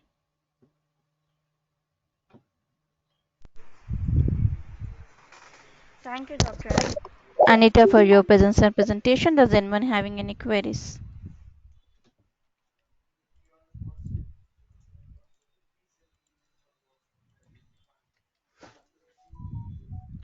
I hope there are no queries. Once again, thank you, Dr. Anita, for your presence and presentation. Now let's move on to the next presentation from Dr. Sara Kitano from IBN Tofil University, Kenitra, Morocco. There's a technical end from Dr. Sara, and we'll be presenting a PPT from our end. If you have any queries, she is available in the GoToMeetings app. You can raise your queries and ask her the question after the PPT presentation.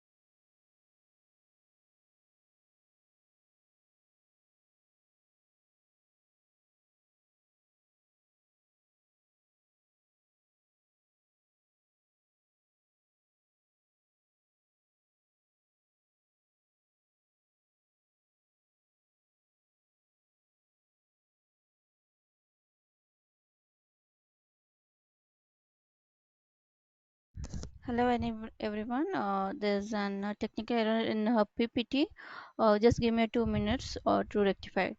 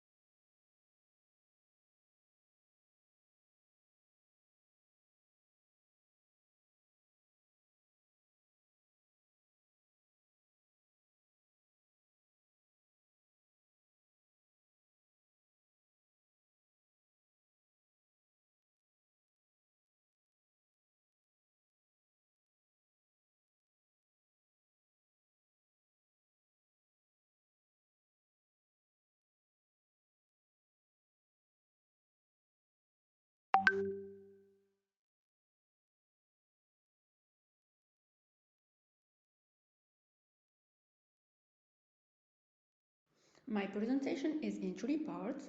I will start with an introduction. Next, I'm going to give some generality of MBRs. Then I'm going to explain the case study and I give some facts and figures as a result. Finally, of course, the conclusion. Water stress is an increasing problem on every continent. We talk about water stress when consumption exceeds available resources. According to the World Health Organization, we talk about water stress when a person has less than 1,700 cubic meters of water per year. I present here a map of World Resources Institute 2020 which shows you the proportion of the water stress in the world level. The light blue color, as you can see, it represents the countries who have average water stress, and the dark blue color, those who suffer from extreme water stress. So, the risks of water stress is spreading around the world.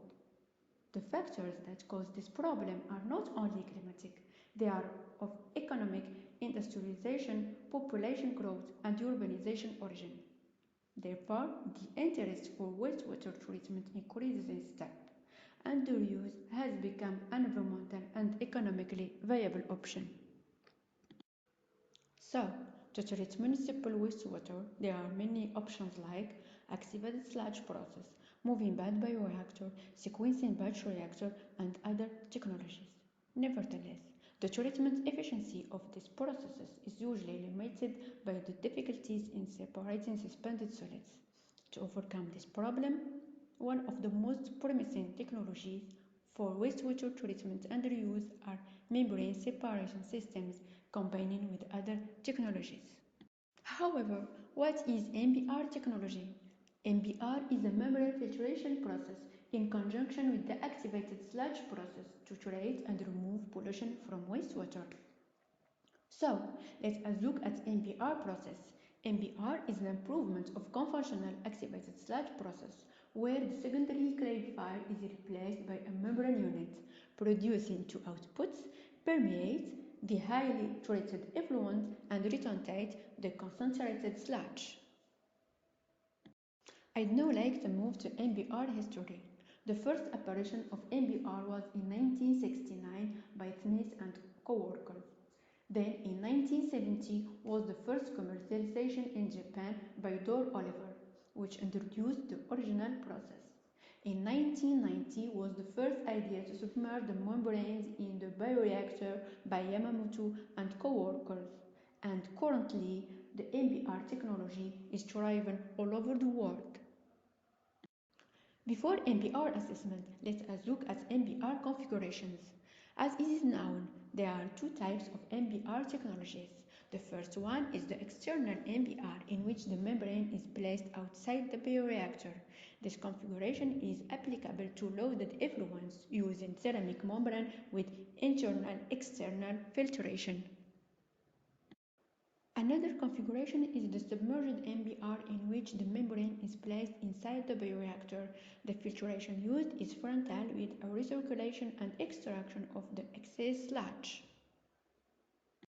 And then the submerged external loop MBR. So it is a mix of the two previous configurations. The membrane is immersed in another separated tank. Now I'd like to turn to MBR advantages and disadvantages. I'll start with the two major disadvantages: membrane fouling and increased operational costs. Membrane technology provides numerous advantages such as high effluent quality, no sludge settling problems, and possibility for water reuse. Let us come to the next point, the case study. I will start by introducing the aims of the experiment. Enhanced separation of suspended solids, contribution of the bioreactor and membrane metal to the removal efficiency, total suspended solid, COD, BOD, nutriments, and bacteria removal.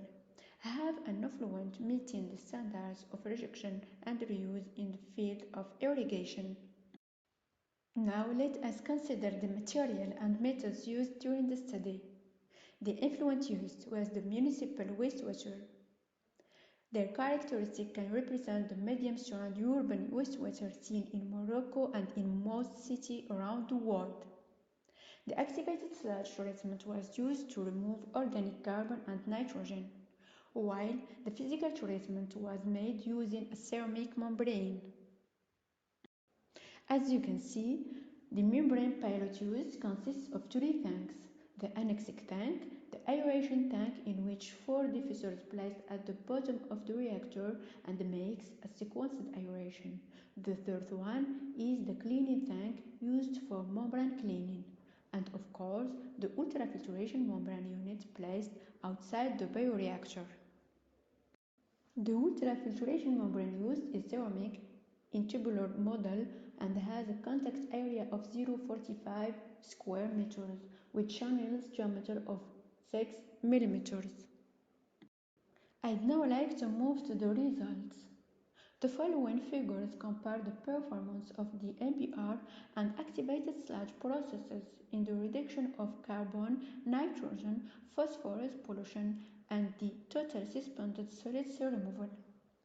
According to the results, we notice that in the case of activated sludge process, the reduction rates of COD, BOD, and total suspended solids are higher than 91%, while they are higher than 97% in the MBR.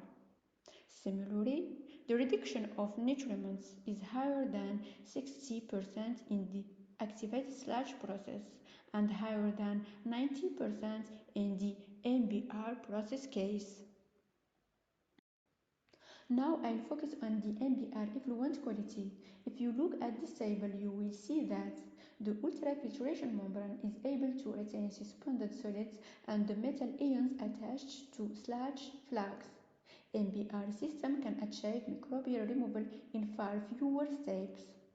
The removal of heavy metals and microbial elements makes wastewater safe for irrigation reuse and contributes to water sustainability.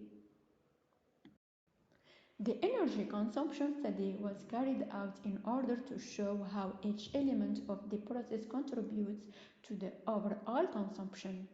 For this, 5 main components was analyzed. The figures show the distribution of energy consumption in the MBR component.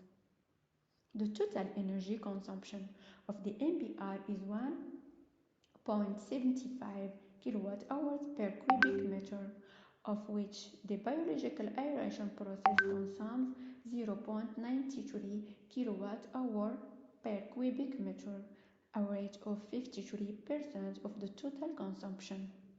The second largest consumer is the filtration pump. It uses 0.45 kilowatt hours per cubic meter, a rate of 25%.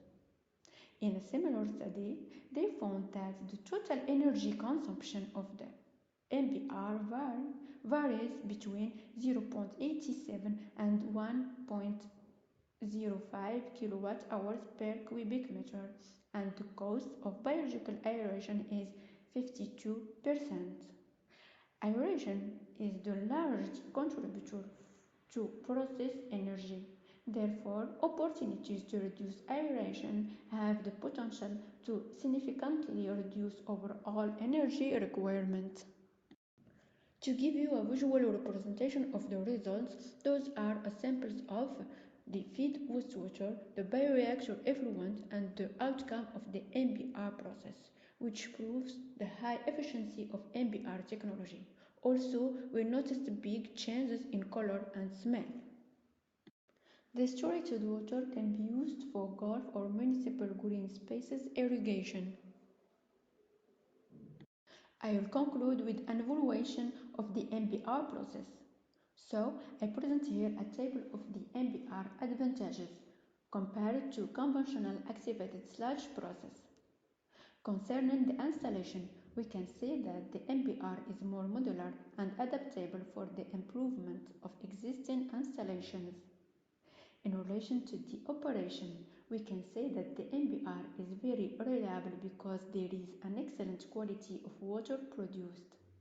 Also, for the water quality, a better carbon and nitrogen removal thanks to the degradation by the biomass. In addition, total liquid biomass separation leads to zero total suspended solids in the permeate and possibility for water reuse. Finally, for the biomass, we have seen that there is a total retention of the biomass thanks to the membrane. This allows to have a high sludge age and which is decoupled from the hydraulic retention time, contrary to the activated sludge process where the hydraulic retention time is almost equal to the sludge age. In general, there is a very low sludge production compared to the activated sludge treatment, so there is less sludge to treat. In fact, in this case, there is a certain stability of the biomass concentration because the bacteria are relatively more numerous, which explains the high biomass concentration. This means that there is a resistance to load shock. Based on this study, a wastewater treatment plant is implemented in our university campus. The sizing and process part was carried out in our laboratory. This plant has a capacity of 200 cubic meters, based on a biological treatment and membrane separation. It is a third generation of MPR. The treated water is intended for watering green spaces. This plant is a very strategic project for the university because it targets the environmental field and also an excellent initiative for research. That brings me to the end of my presentation. Thank you.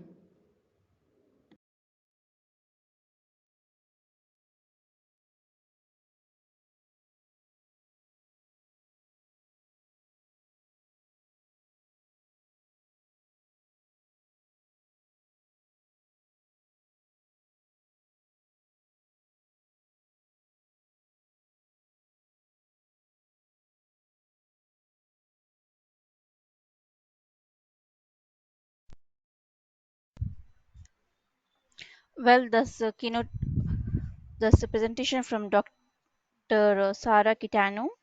Now let's move on to the next presentation from Lilita Ojola from Latvia University of Life Sciences and Technology, Latvia. Hello, Dr. Lilita Ojola, are you ready with your presentation? Yes, I am ready. Okay, now I'm making you as a presenter. Kindly click on the screen button to share your screen, please.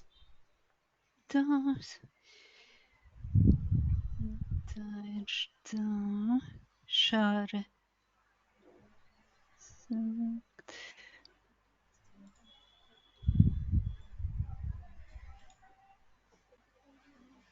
Yeah, your screen is shared. You can start your presentation.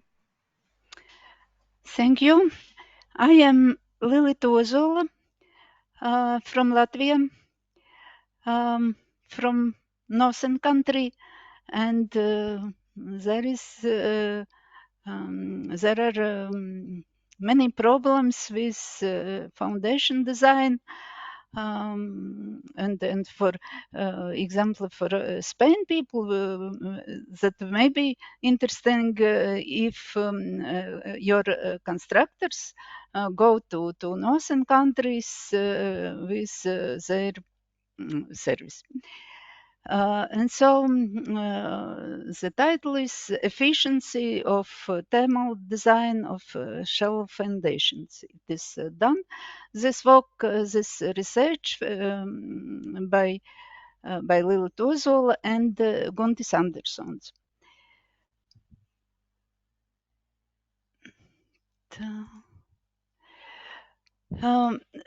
The objectives of this study are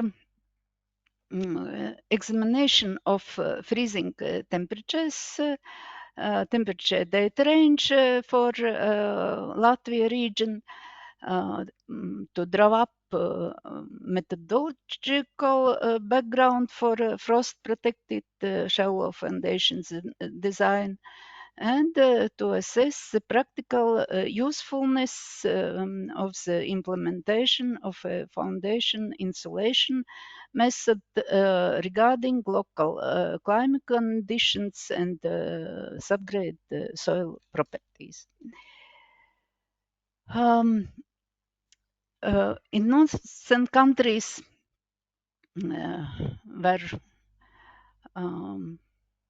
where we have winters when temperatures are below zero, the frost heave effect arise in subgrade soils.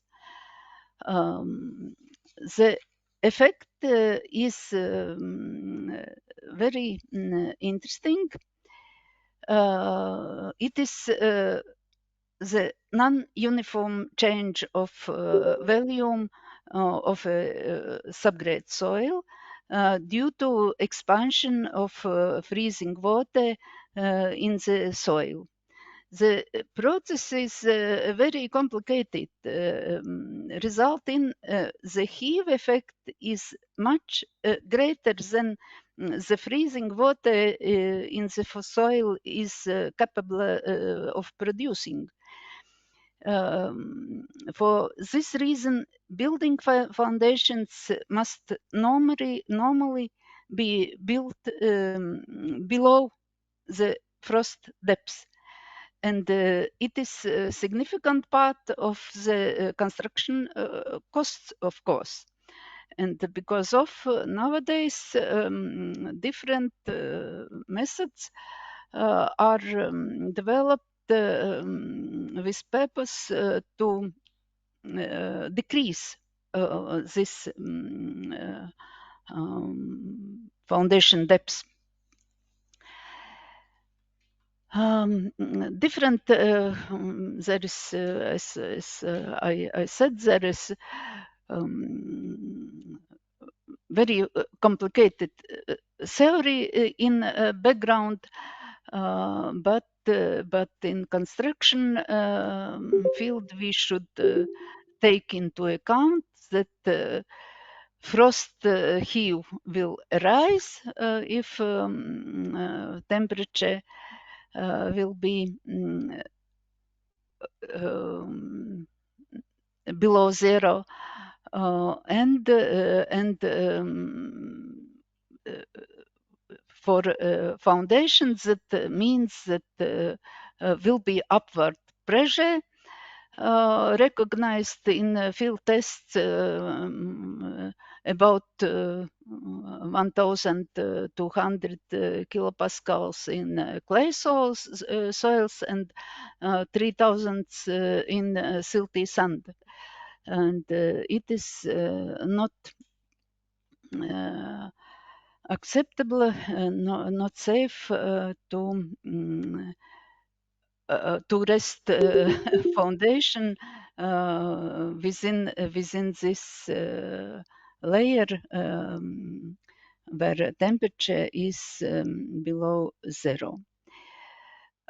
Three coexisting conditions that cause frost heave are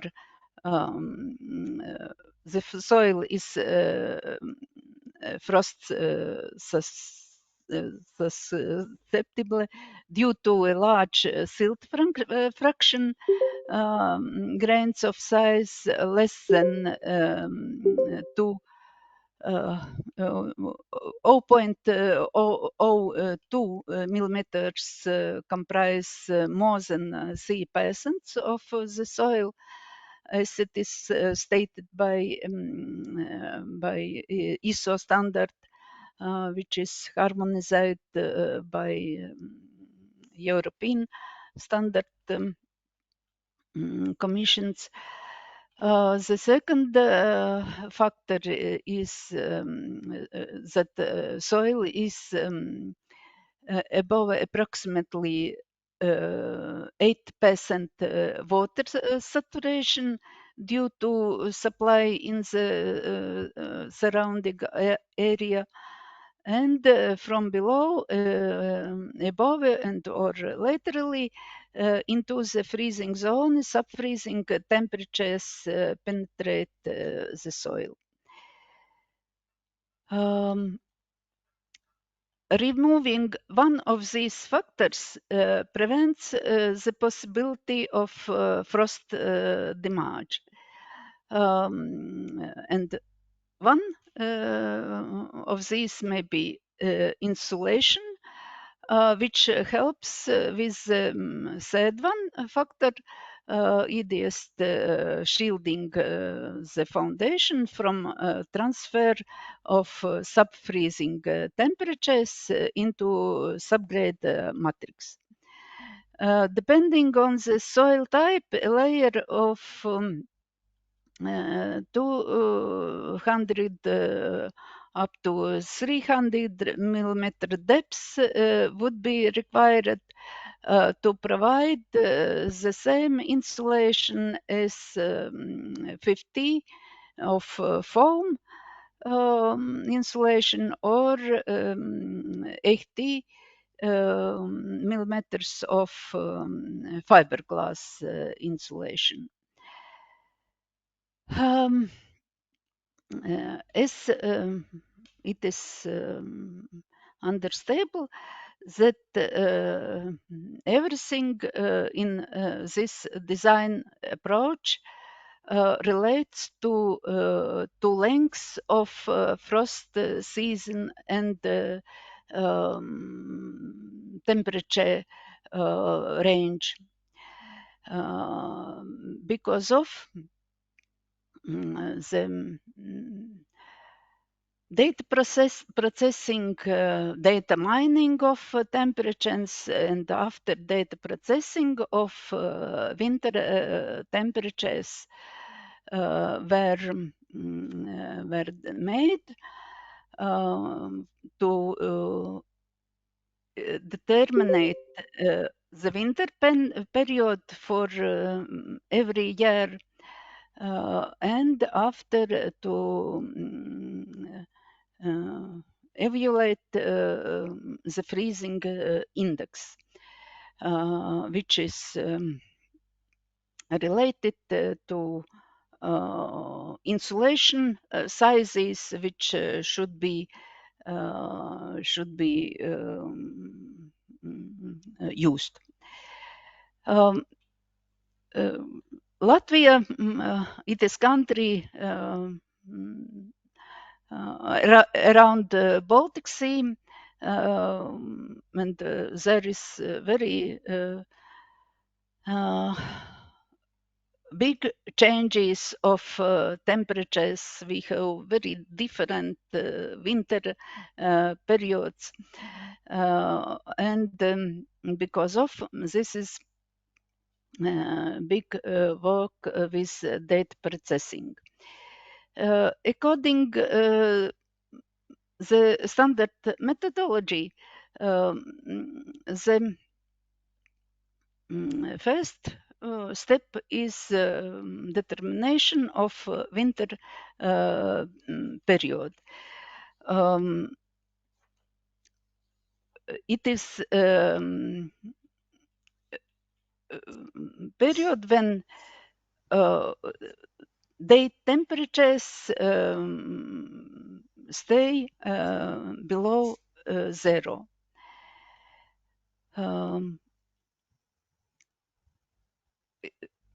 Latvia is a small country, very small country, but it is great that there are very different climatic conditions in west location, for example, Liepāja around the sea. There are warmer winters. Riga also, but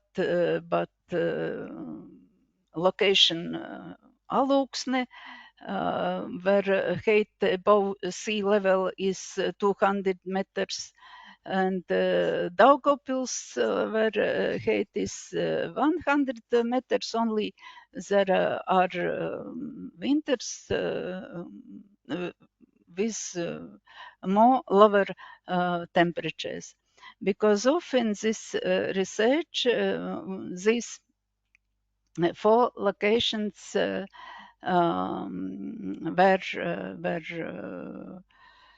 the data, climatic data for these locations were processed and conclusions made. No, there are graphs of winter seasons. For example, it is done for every location for every year. Result in you can see that very big changes of duration of winter season seasons are observed.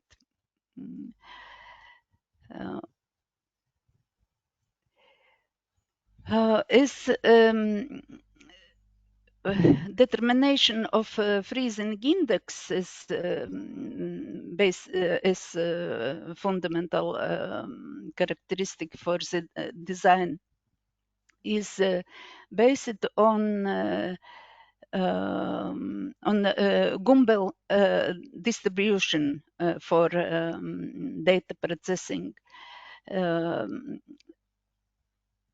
Because of for these 4 locations, freezing temperature data were checked for responsibility for correspondence to Gumbel distribution. And there you can see the graphs of cumulative distributions for these 4 locations. One winter freezing index is defined as 24 hours multiplied by freezing temperature, which is 0 minus sum of daily mean external air temperature, and so this part of equation will be always positive for analysis. It is more comfortable. And according Gumbel distribution, the design freezing index is corrected by reduction factors, taking into account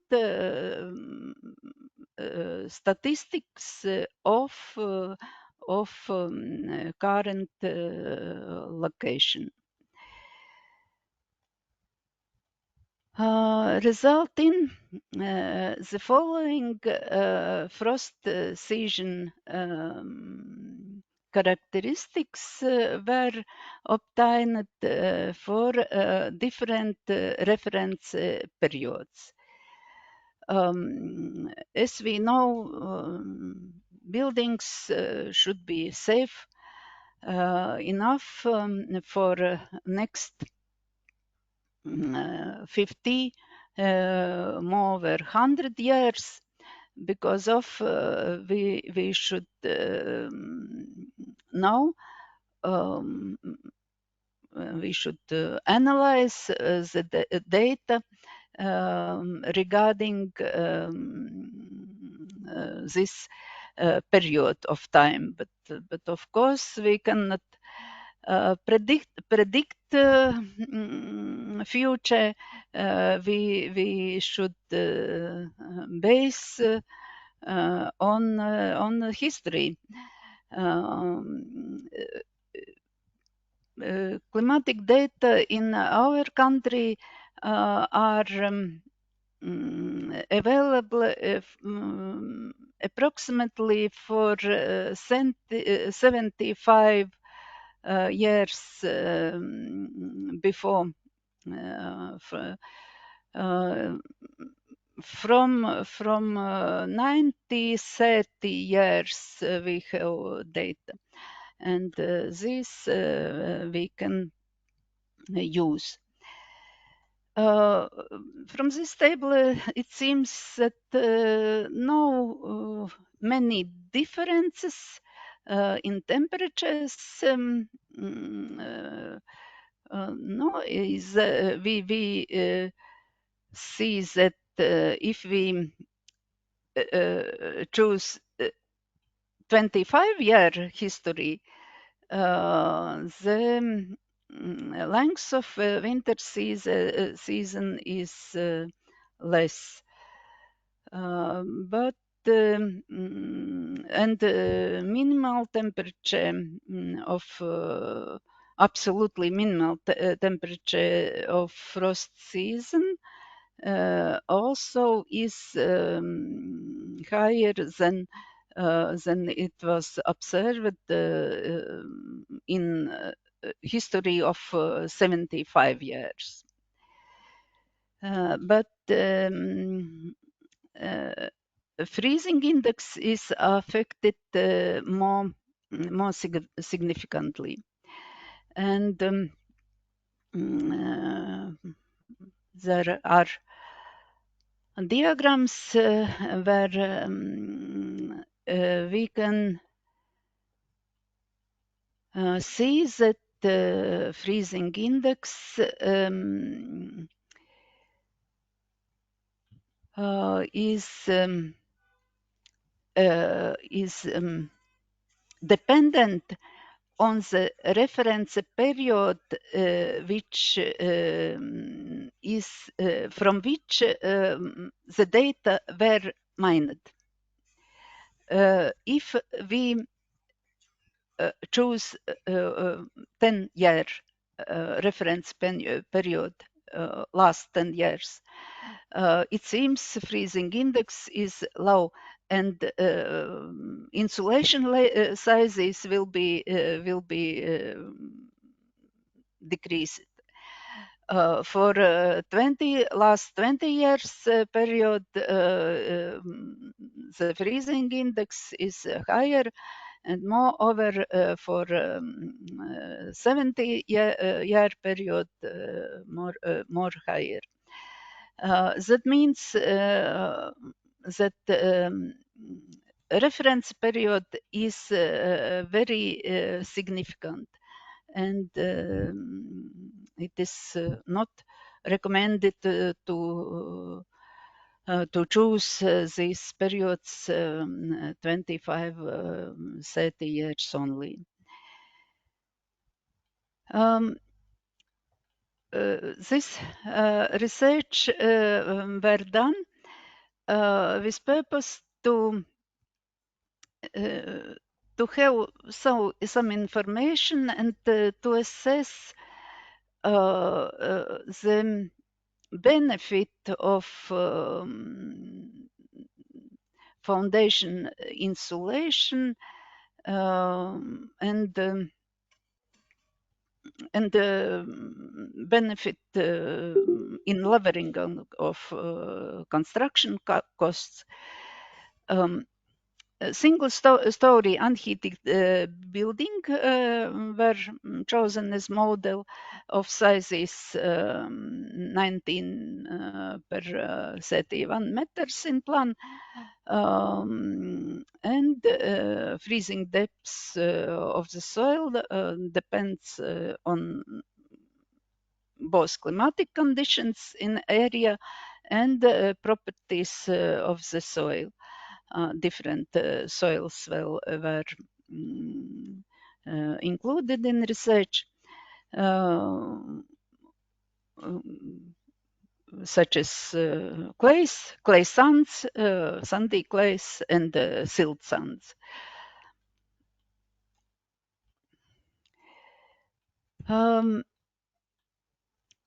The width of ground insulation for an unheated building is determined correspondingly to design freezing index. And the required widening of insulation around footing was about 1.7 meters. And the thickness of insulation layer depends on required minimum of thermal resistance.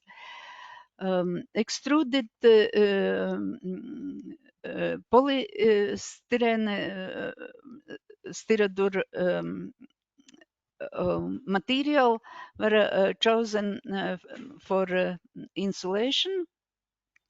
Density of material 30 kilograms per cubic meter. this material is used in European countries, Canada, and the United States during recent decades, and verified acceptable for long-term use, 50 years. Use service life of these insulation materials also is a very significant point of view in this design methodology. Compressive strength of this material is declared as 180 kilopascals, and the creep deformation less than 2%. And if allow 10% creep deformation, then compressive strength we can use only 180 kilopascals. For this building model, the following bearing capacity characteristics for different types of soils were calculated. If we have decreased foundation depth, we should choose higher increased size of footing because of the bearing capacity of soil is affected by depth of foundation. And so there are very many affecting factors. For these 4 types of soils, the following sizes of footings may be adopted for up to fully used bearing capacity. For foundation with non-uniformly distribution of pressure, especially there was chosen foundation of this frame where columns are rigid connected with foundation, and to foundation the bending moment is transferred because of the pad of footing of foundation will be non-uniformly pressured. There are characteristics of ground insulation. If foundation depths are decreased, then insulation should be more depths should be more increased.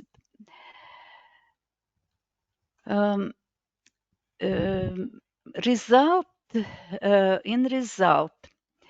the comparison of soil volumes to be moved during construction for insulation foundation is rated ratio of deep ones, depending on the depths of foundation, are presented in these graphs.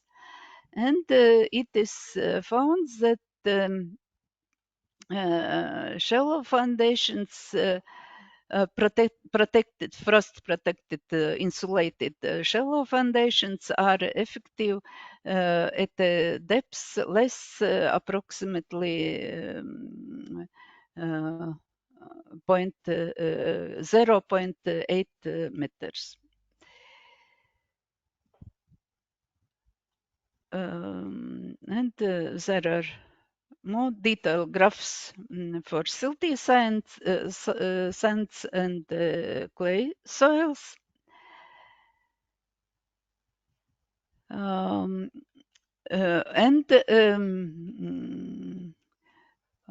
The second factor, which is significant for foundation costs, is concrete consumption. If we analyze concrete consumption by ratio between normal foundation to insulated foundation, then the correlation with depth of foundation is following. And if depth of foundation will be half of a meter, for example, then this ratio is about 1.7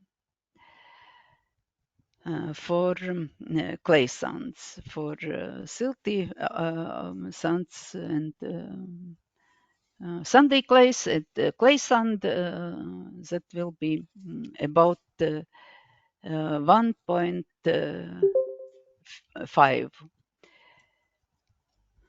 this ratio.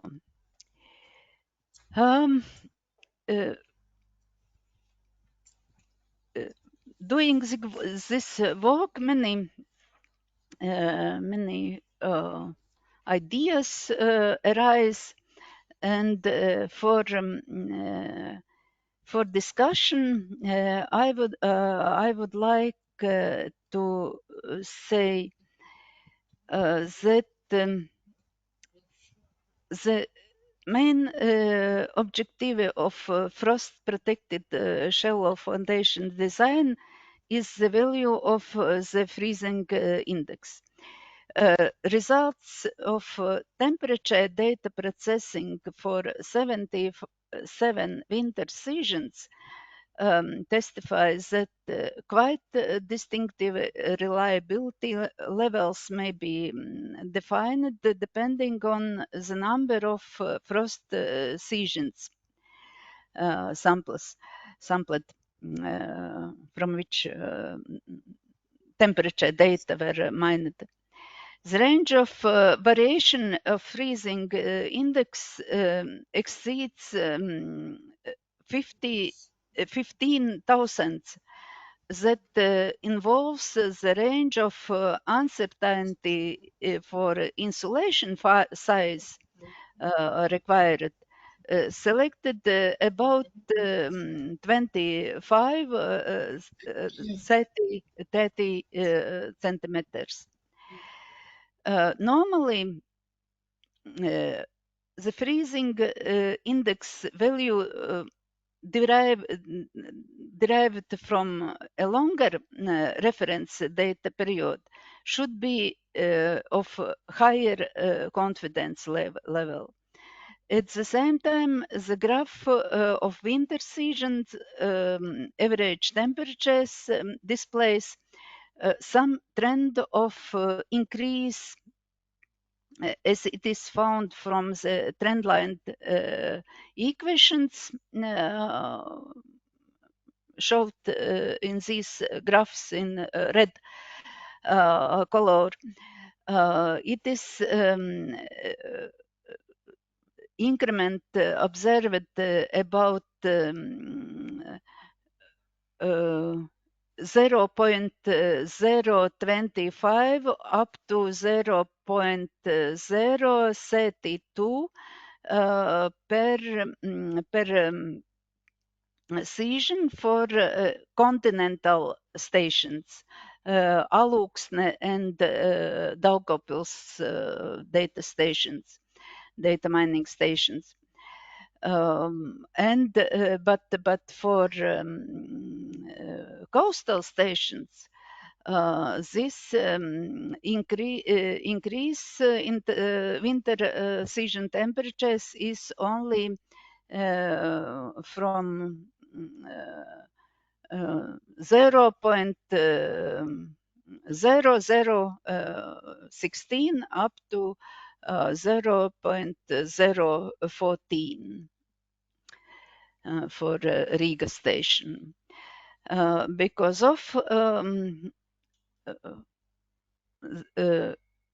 we should design insulated foundations with higher safety level,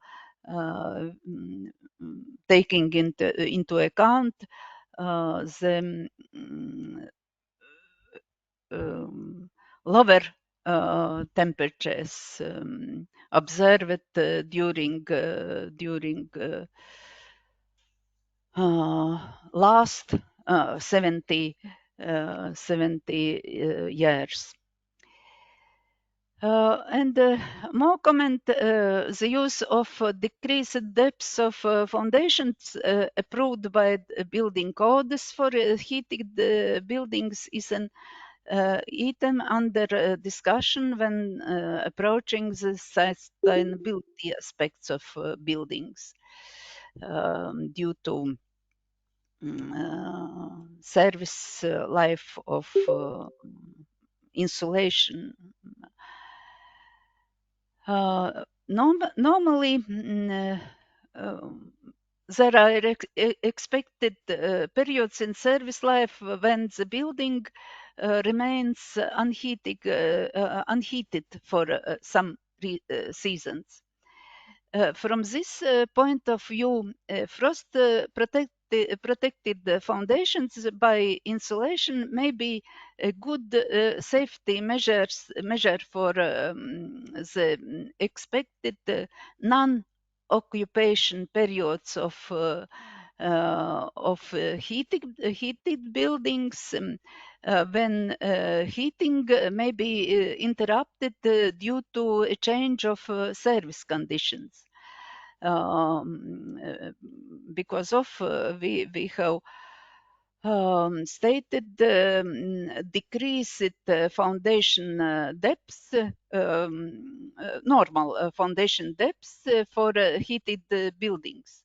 But nobody answered to question what will be if this building rests without owner for some years. And conclusions.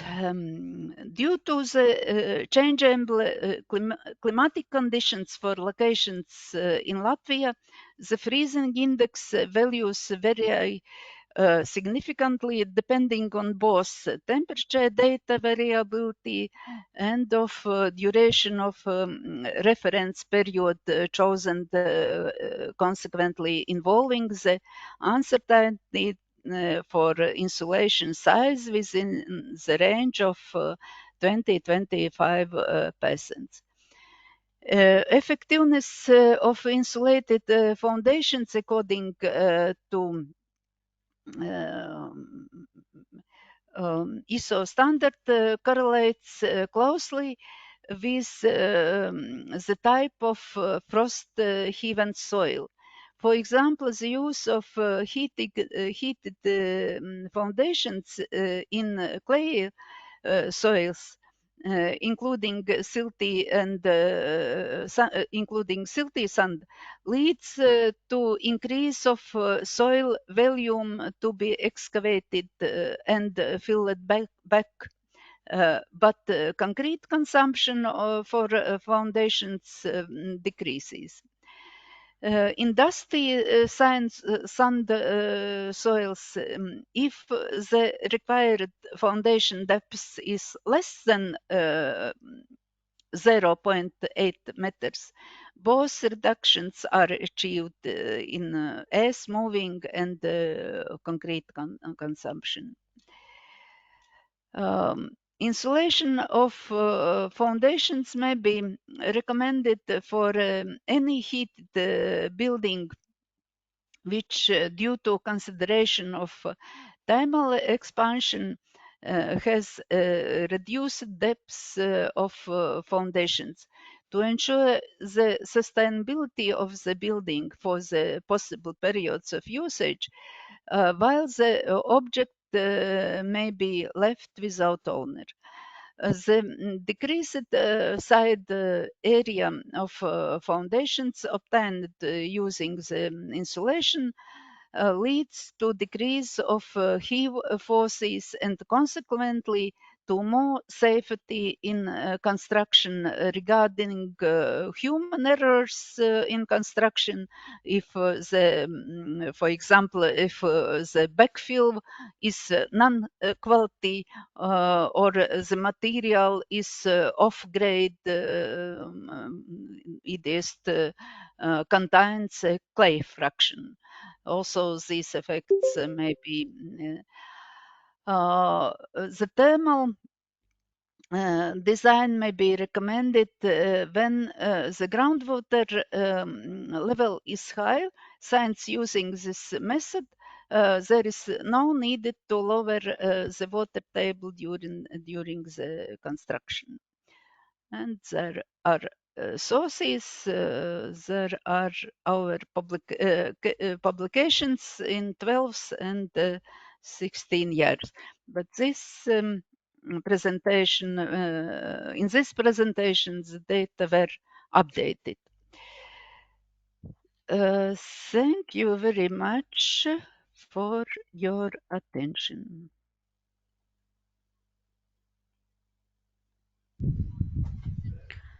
Thank you, Dr. Lilita, for your presence and presentation. Does anyone having any queries?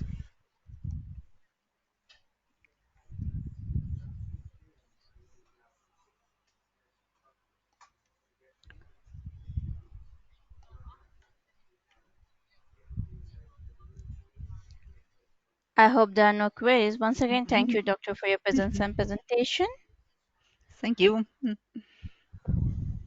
As we have moving ahead with the session, so as per the schedule, now we will take a lunch break and we'll continue our session after the lunch break. So stay connected and the lunch break will be 30 minutes from now. Please get back after 30 minutes. Thank you. Thank you. Thank you. This conference will now be recorded. I hope everyone is back for the afternoon session.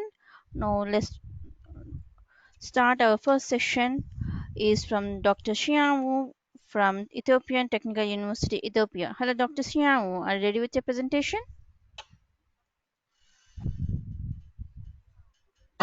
Yes, I'm ready. Okay, now I'm making you as a presenter. Can click on the screen button to share your screen, please.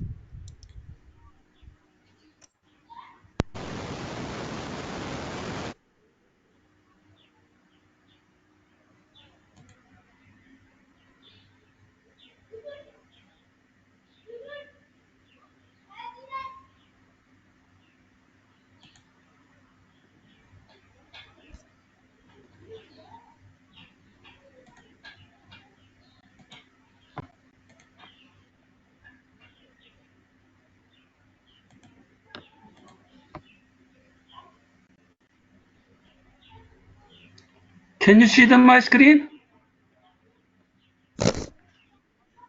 No, your your screen is not visible yet.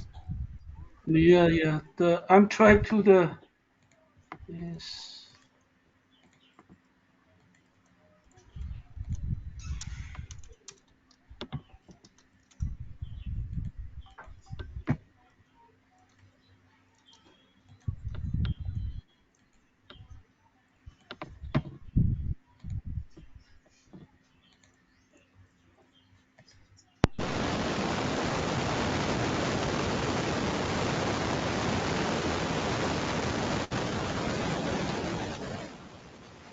Can you see my screen? Yes, your screen is visible. Can you make it as a full screen mode and start your presentation, please? Yes. Can I start? Yeah, you can start. Yeah. Thank you for your listen to my presentation. And my name is Dr. Wu. Today I briefly introduce of the U-reliant methodology. I will present entitled as the improving particle design of the mechanical system, such as a refrigerator. And this methodology improved the design of the mechanical system. And I will give you some case of study. This is automobile. Automobile is consists of the engine and transmission and drive, electric system, etc. Total component 20,000 pieces. Life target is between 10 years. To improve the performance and reduce cost of product design yearly. By live testing, and engineers should be find the design flow of the product module. This is airplane. Airplane is consists of the machine and door, aviation control, etc. Total cover 200,000 pieces. Large target is between 10 years. This is a refrigerator. Refrigerator consists of the cabinet, door, internal fixed, and general part, etc. Total cover 2,000 pieces. Life target between 10 years. This is the definition of the reliability. Reliability can be defined as ability item to perform the required function under the state environment operating condition for the specific period of time. Mechanical that the reliability can describe as a best of. If I follow the best of, the product will be rejected from the marketplace because of the initial failure rate. Higher failure rate they show like the time. Because of that, the company set up the close plan. As the design is improved, the best of changes to the straight line, and the product reliability can be achieved without design failure. This is a sinking picture of the RS Titanic in 1912. It came from the cold water, brittle steel, and the temperature. And the starboard side, the Titanic struck iceberg. As a result, the RS Titanic had 2,000 people on board. It took 2 hours and 40 minutes to thinking and drowned to death of the more than 1,500 people. This is the gist of the challenge. It came from the rocket booster was sealed with two lava, brittle oiling with wet water. As a result, this debacle occurred in 1986. All crew members lost their lives. Sadly, the many Americans are suffering and the low estimate because of this failure. This is a collapse of the Point Pleasant Bridge in the 1967. It came from the metal partics, the critical eye due to the random traffic load. As a result, December 15, 1967, Silver Bridge and the collapse on the weather of the rush hour traffic, resulting in the death of the 46 people. This is a crash at the Highland Comet. This is the first commercial jet airline, and it came from structural failure, resulting from the metal fatigue in the airplane. Problems starting and emerging, suffering at the catastrophic and in flight after a year entering airline service with the Comet lost with 12 months. Highly is a public life accident. This is a definition of the failure of the mechanics and the new design. This is a structure. Structure subject to the repeatable load. There are some on the design flow. Structure will be collapsed each lifetime. The issue how to find out the design flow of the their probability. the solution reliability testing and the excellent testing. This is the material and in test the metal and the polymer, ceramic, and in composite in product. This is my and the graphic study and abstract. The first time I will explain of the quantum model, and I will explain the transport phenomena, the defect. Based on that, I will developing on the time to failure model, and based on the system modeling, I will develop a governing equation, and then the developing and the time to failure model, and based on the time to failure model, I will developing and accelerate the factor. Finally, I will carry out the parameter alter with the sample size equation. In the process, I will define of the design flow of the mechanical system. And then I will modify and the design flow. This is the quantum model, and this is Schrödinger equation. This is a boundary condition, and based on the boundary condition, we developing and Schrödinger equation. This is a linear transport process in mechanical system. J is a flux, X is the driving force, L is the phenological transport phenomena. For example, and the Ohm's law, and the J is electric at the current density, X is the electric field, L is conductivity. I will give you the one of the typical example of the transport phenomena. This is the solid diffusion of the impurity in silicon. It takes place electromigration induced voiding, build up the chlorine, the ions, a traffic of the electron in the hole. And the J is the junction function. And if I apply then the electric field, junction function will be distorted. Finally, junction function is the express of the sine hyperbolic and the exponential function. This is a junction function in silicon, and if I take inverse, we can find the general stress model. The issue, how to define of the sine hyperbolic function. Sine function is a static and a linear, impulse stress, and exponential. Most of tests carry out the medium stress range. Time to failure is simplified at the impulse stress and at the exponential temperature. Finally, and we can derive that excellent factor is the ratio of stress and the temperature difference. This is a power of the multi-photon system. Power is defined as the product of the effort. For example, translator systems, effort is force, flow is velocity. Most of the stress is come from the effort. And finally, and the accelerate factor is defined as the ratio of the effort and the temperature difference. I will explain how to derive the sample size equation. Product follow the Weibull distribution. Life function is defined as a function of the shape parameter and the characteristic life. If I take the logarithm, we can define the Vx life. The issue, how to define as the characteristic life. Characteristic life that came from the testing data. And finally, and the Vx life they define as a function of the chi-square and the logarithm function and the testing data. To derive the sample size equation from the approximation of Vx lives, there are two approximations. One is a chi-square approximation. Another one is the logarithmic approximation. Confidence level is 60%, R is less than 4. Chi-square function is approaching and R plus 1. Cumulative failure rate is less than 20%. Logarithm function approaching and the X. If I rearrange it, we can find the sample size equation. I will give you the one of the case of study.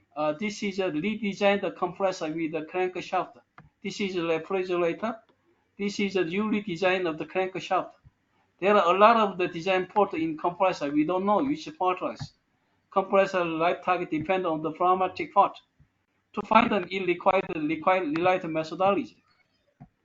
This is a parameter design schematics, and the compressor is designed to the increasing pressure from and the low and the higher. We don't know how to use and the custom use condition and load condition and the environment condition. Engineers should be design each part optimally. Reliable methodology consists of three parts: failure analysis for the return product, parameter art design modification. Finally, checking and the product achieve the life target. This is a compressor vapor compression cycle. This is a vapor compression cycle. It consists of the compressor, condenser, and the coupling tube, and the evaporator. This is a pH diagram. This is a schematic diagram of the compressor. Compressor is operating by the slide connect mechanism. This is a damaged product in field. We found a lot of the wear on the surface of the crankshaft due to the lubrication problem in field. It came from the improper design of structure. To fortify and be the reproducing phenomenon and collect them. This is a load analysis for the XLI testing. This is a vapor compression cycle. This is a TS diagram. From the conservation of the mass and the coupling tube, energy balance and the condenser and the evaporator, we can determine mass flow, temperature of the evaporator and the condenser. Finally, and we can define the time to failure model as the pressure difference and the temperature. I will explain how to calculate of the XLA factor. XLA factor is the ratio of the pressure difference and the temperature difference. For worst of a case, the pressure difference is 1.1. XLI testing, we increasing almost the pressure difference is almost 2. We supposing and the lambda is 2. We can XLA factor is 3.4. For temperature, worst of a case, the dome temperature is 90 Celsius, and the XLI testing, we increasing the dome temperature is almost 102. XLI factor is 1.4. Total XLI factor is 4.6. We applying and the duty cycle, we can search out design failure. This is how to calculate the mission cycle. Time target of domestic compressor is beyond 10 years. XLI factor 4.6. Total sample size of domestic compressor is 100. Compressor life target is for the 10 years, almost 87,000 cycle. There is no problem, 19,000 cycle. We can guarantee compressor life target beyond 10 years. This is equipment used for the XLI testing. This is a test figure. This is schematic diagram. We can proceed the film art with the equipment. This is the result of the first parameter art. Compressor locked due to the lubrication, 7 and 10,000 cycle. This is a field photo. This is the result of the first parameter art. We found a lot of wear on the surface of the conical shaft. By parameter art, we can reproduce compressor failure and field. And we checked and the design of the compressor. We found 3 design problems. One is a lubrication and the problem. Another is a low starting RPM. And then the material problem of the crankshaft. As an action plan, we redesigned the crankshaft. We changing in some dimension, we adding in some glue, and then changing material from the FCD 450 to the FCD 500. By parameter art, we can collecting and the compressor failure. This is another result of second parameter art. Compressor wear was found in 90,000 cycle. It came from interference between the crankshaft and the slash water due to narrow clearance. And this is older design. This is new design. As action plan, we the increasing and the clearance, and from the 0.1 to the 0.5.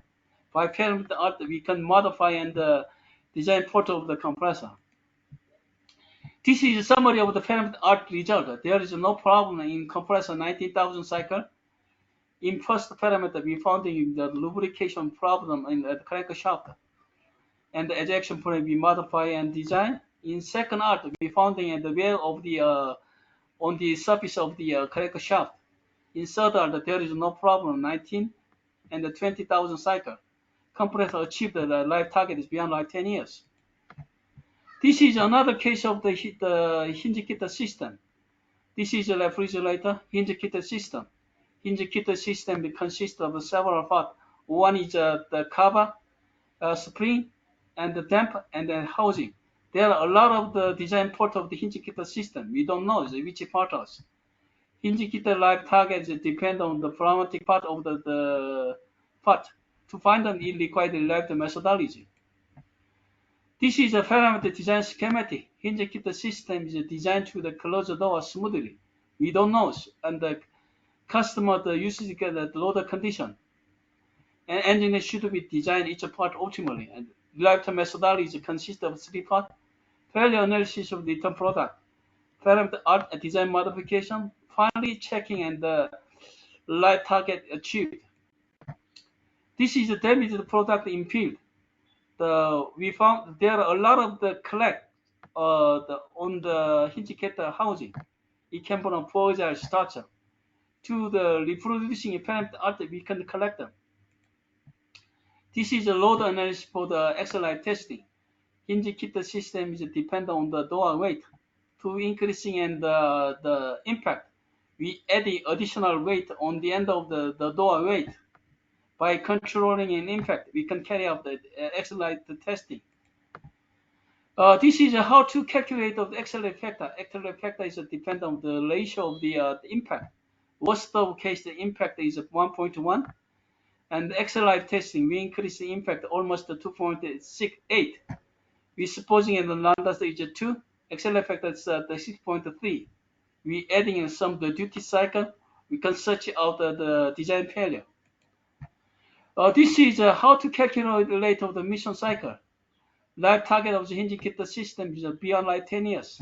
XLI factor is 6.3. Total sample size of the hinge kit system is 6. Hinge kit life target is lifetime is almost for 10 years, almost 36,000 cycle.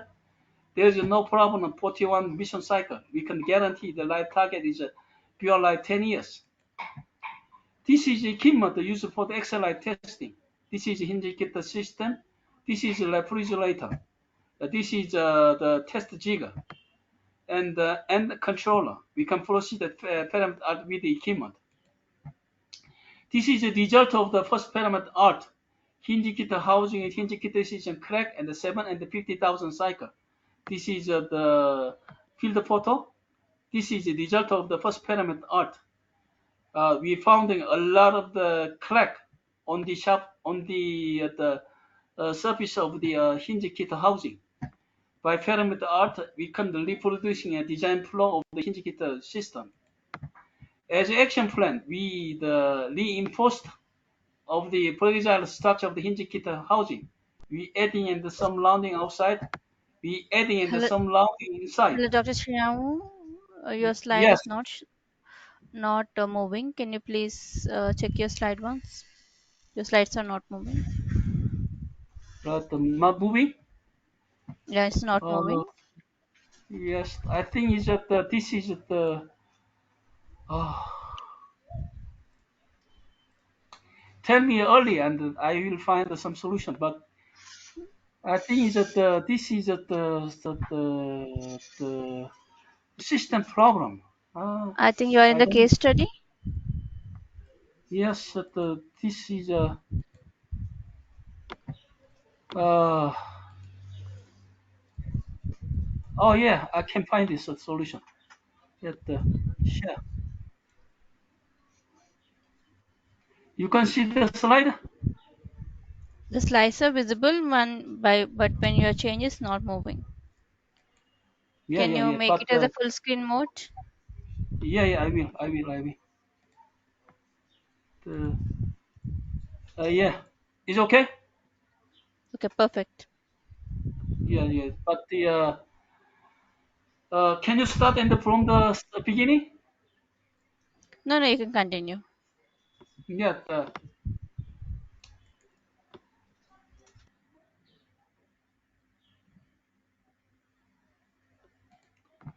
And adding and some the reinforced sleeve and the housing and the deck system. This is another result of the first parameter art.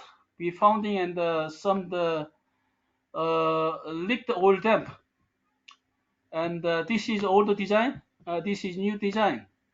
And by pyramid art, we can reproducing on the design part of the old damp. This is a second result of the pyramid art. Housing cover of the hinge kit system crack and the 7 and the 9,000 cycle.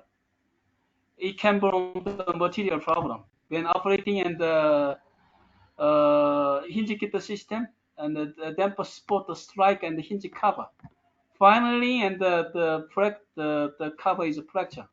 As an action plan, we modify a material from the plastic and the aluminum die casting. By pyramid art, we can modify and the polyester housing cover on the hinge kit system. This is a summary of the pyramid art result. There is no problem hinge kit system 41,000 cycle. In post pyramid art, we found in the fracture of the hinge housing and then the leakage of the old damp. In second art, we found in the fracture of the housing cover. In third art, there is no problem in 41,000 cycle, 74,000 cycle. This is another case of study, draw system. This is a refrigerator. This is a newly designed of draw system.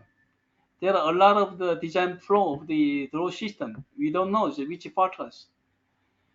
And the refrigerator life target depend on the pharmatic part. To find them, it requires life methodology. This is a pyramid design schematic. The draw system is designed to the storing food smoothly, freshly. We don't know how to use and the custom user condition and environment condition. Engineers should be designed each part optimally. The derivative methodology consists of the failure analysis, return product, pyramid art design modification. Finally, and checking and the product achieve the right target.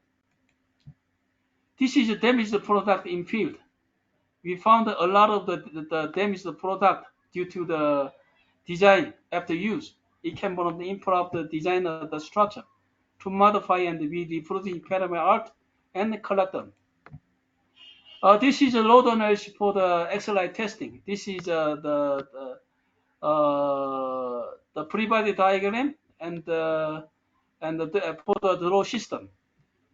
From the balance of the pre-body diagrams and the freezer draw system, we can the time to failure model is dependent on the storing and the weight. Accelerator factor is depend on the ratio of the storing weight. By controlling and the put weight, we can carry out the accelerator testing. This is how to calculate of the accelerator factor. Accelerator factor is depend on the ratio of the storing food. Worst of case, the food weight is almost 6 kilogram. Accelerator testing, we are increasing in the food weight almost 12 kilogram. We supposing in lambda is 2, accelerator factor is at 4. We are flying and the duty cycle, we can search out and design failure. This is how to calculate at the rate of the mission cycle.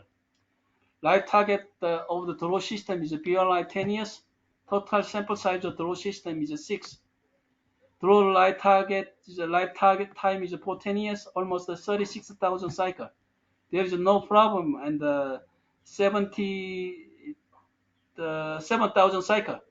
We can guarantee and draw system is beyond like 10 years. This is equipment and the XLI testing. This is alt equipment, and this is the controller. We can proceed the pyramid art with the equipment.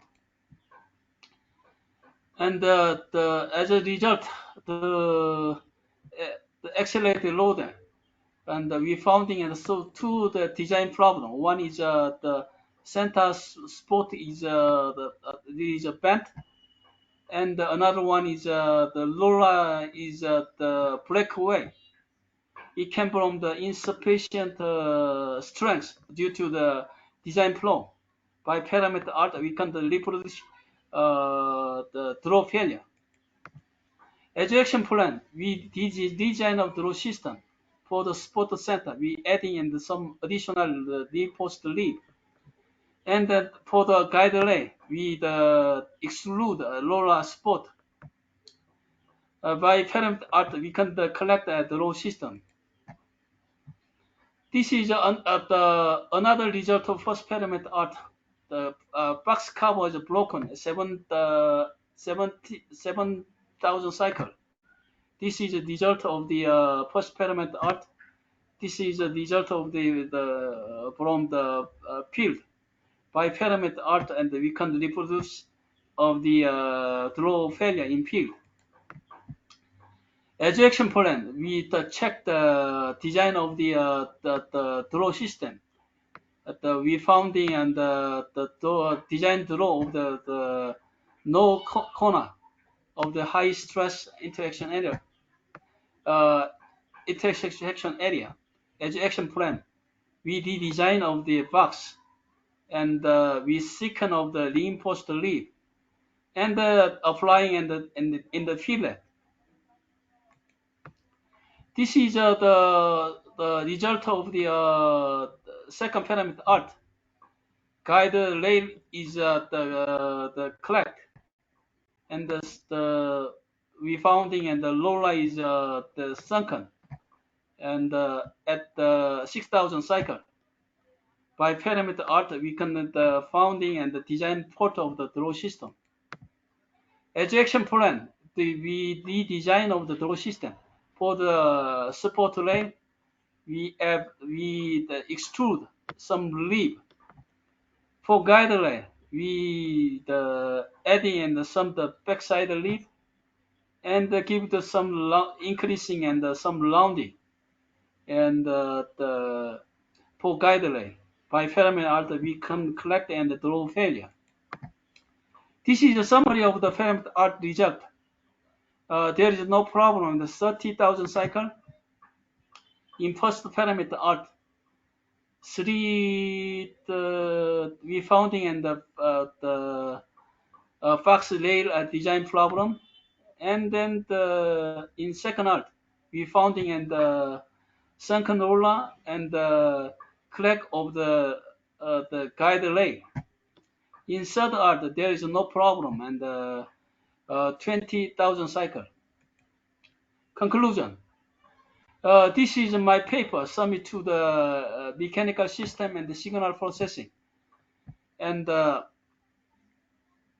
entitled as improving and the lifetime of the mechanical system during the transit established quantum transport life stress and prototype and the sample size equation. This the paper explain of my background of the life methodology. This is my books, and entitled as Design as a Mechanical System. This is explained, and the design methodology describe the new parameter art for the live quantity testing and specification. It's also mechanical civil engineer to find design the flow and to achieve the target the product reliability.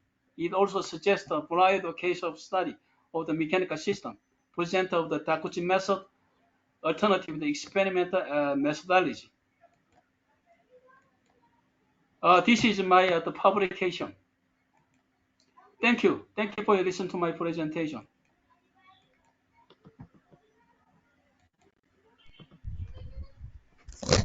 Thank you, Dr. Shiamu, for your presence and presentation. Does anyone having any queries?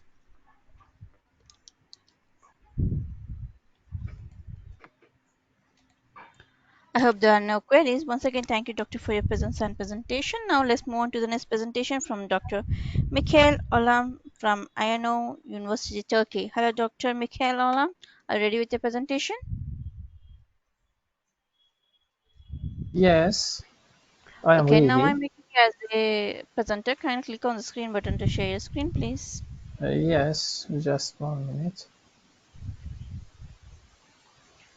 Yeah, I have made you as a presenter now. It's okay. Yeah, can you make it as a full screen mode? Can you see it? Yeah, we can see your presentation. Start, please, from the first slide. Yes.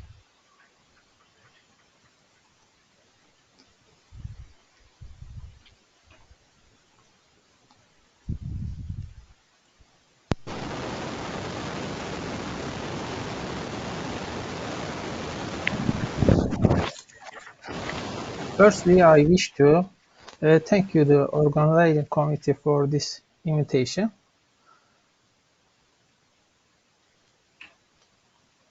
Just 1 minute.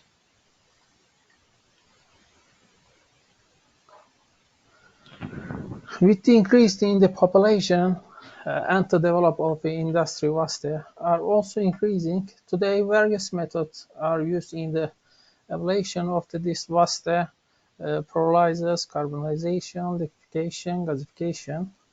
However, this use of the economical high effect and environmentally friendly absorbent for the removal of the dyes from the wastewater has attracted a great interest recently.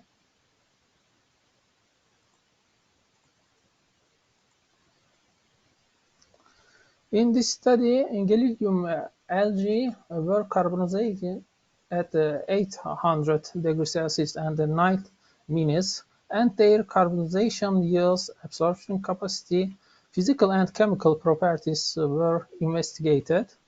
XR diffraction, ultraviolet visible spectroscopy, Fourier transform infrared spectroscopy, scanning electron macroscopy, energy dispersive X-ray spectroscopy, proximate and ultimate analyses were performed.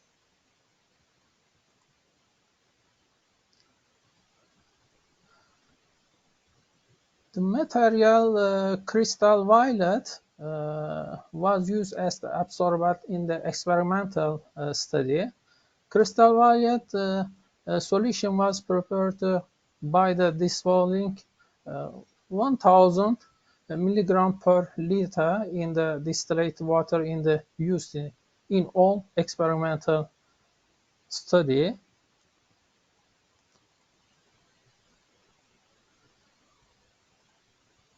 The Gellidium algae gathered on the shore of the Marmara Sea in Istanbul in Turkey.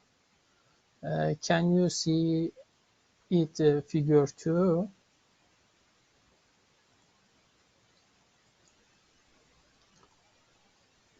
Experiment GI was grown between 0.1 millimeter and 0.25 millimeter size after drying at the room temperature. The sample were carbonized in the tubular reactor at 80 degrees Celsius for the 90 minutes, and its inside was swapped with 100 milliliter per minute of the nitrogen during the carbonization. In the experiment, 100 milliliter of the crystal violet solution determined the pH, initial concentration, and the adsorbent dose were placed in the 250 milliliter capped flask.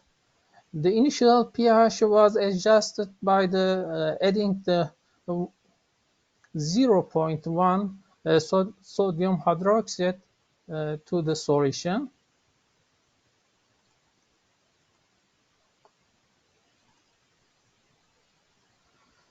The solution was mixed at 1 minus 150 minutes, 30 minus 60 degrees Celsius, and 150 RPM constant speed in the shaking water boat, which has a temperature controlled.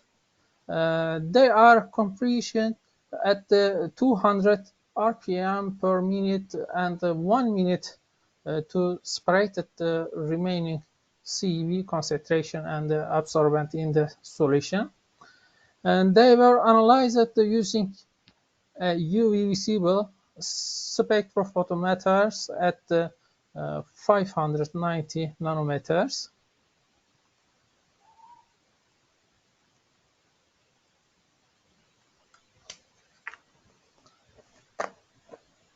GI contains 60.0% of the moisture, 22.4 of ash, 68.3 of volatile matter, and 3.3% of the fixed carbon. As seen in the ultimate analysis of the G in the table 1, it contains about 26.6% carbon, 4.5% hydrogen, 62.1 oxygen, 2.6% nitrogen, and 4.2% sulfur.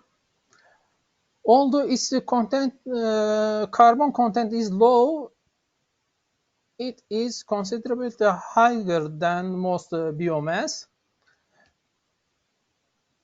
As seen in the table 1, the carbonization yields of the GI was 38% under this condition. The dark V's carbonization yield is the 34%. Slush pine wood's carbonization yield is the 28%. In the summary, it can be said that GI's carbonization yield is good.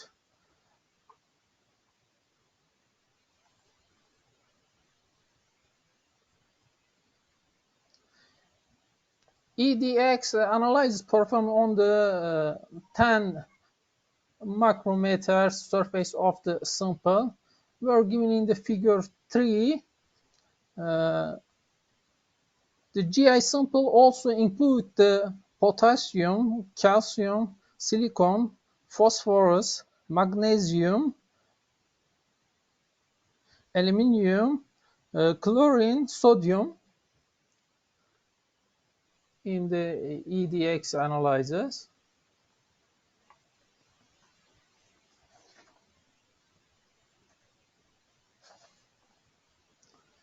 The structure of the GI and CGI were analyzed by SEM.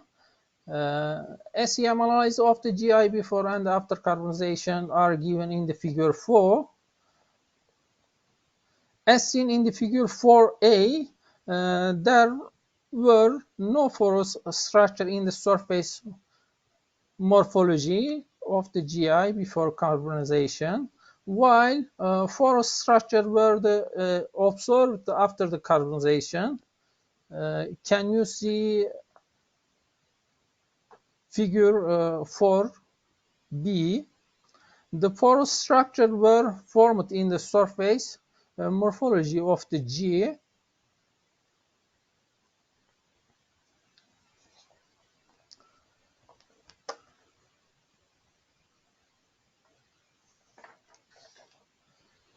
Fourier transform infrared was applied to determine the functional group on the surface of Gelidium algae before and after carbonization. As in the FDR spectrum of the G given in the figure 5, OH staging and 22 86 and CH stringing at 29 27 and CH bending at 877 and CC stringing at 16 and 35, CO stringing at 14 36 and 10 19, and COC symmetrical stringing at 12 29 accurate. Most of this band disappeared after carbonization, and this may have been caused by the high carbon content of the CGI As the rotation of elements such as hydrogen and oxygen in the substance decrease, their bond is the FTR spectrum disappear. After carbonization of Engellidium edge, many of this peak disappeared, and the hydroxy group peaks of the 2286 shift to the 3773 and 3657, and the CO stringing pink of the 1019 shift to the 1107, and the CO stringing pink of 1438 shift to the 1430, and the CC stringing band of the 2347 appeared. The carbonizated GI appeared strong band at 2347 and 1107, and weak bands at 3080 and 3652.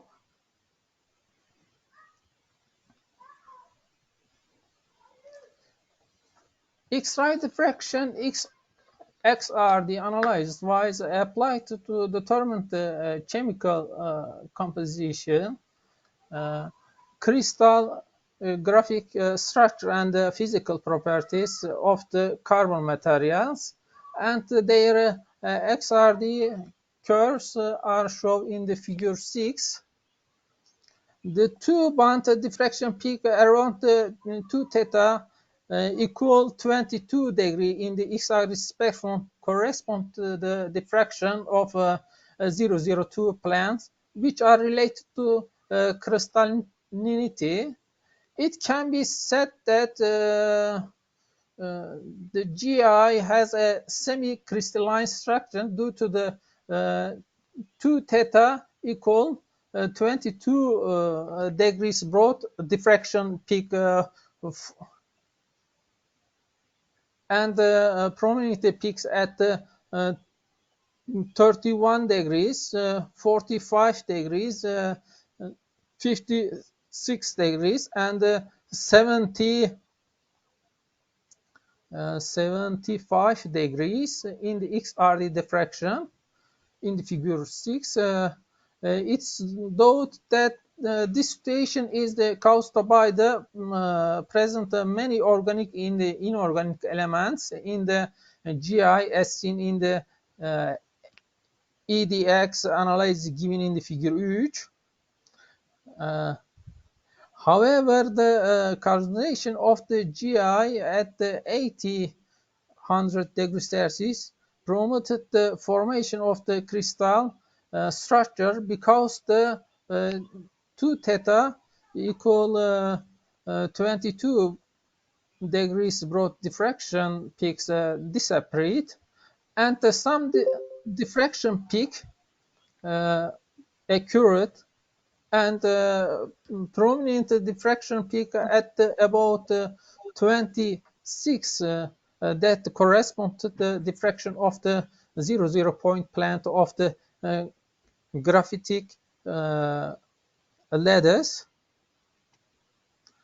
The formation of the two peak around 21 and 50 degrees, which are the 003 and 100 indication of the reflection of the graphite plants, is indicative of it. In XRD phase analysis, it was observed that corresponded to slivite at 28 degrees and 40, and calcium sulfite at 31 and 44 degrees, and C at 20 6 degrees. Their presence is supported by the EDX analysis, the figure 3. It can be said that they are significantly transformed into crystal structure owing to the disappearing almost broad diffraction peak at 22 degrees. And given provided peaks 20 degrees, 30 degrees, 26 degrees, 28 degrees, 40 degrees, 42 degrees, 44 degrees, 50 degrees, 55 degrees, and 62 degrees. In X are the phase analysis of the CGI, the diffraction peaks of the calcium sulfide, silicon tetrachloride, and the potassium magnesium hydride were indexed. In the generally structure of the GI is semi-crystalline. The structure of the CGI is crystalline, and their crystal structure have increased by the carbonizing. The reason for this is the presence of the many amount of inorganic substance. In other words, the carbon obtained as a result of the carbonization of the GI increased the mesophore or macrophore structures, and this support both absorption of the CV and CEM analysis, figure 4.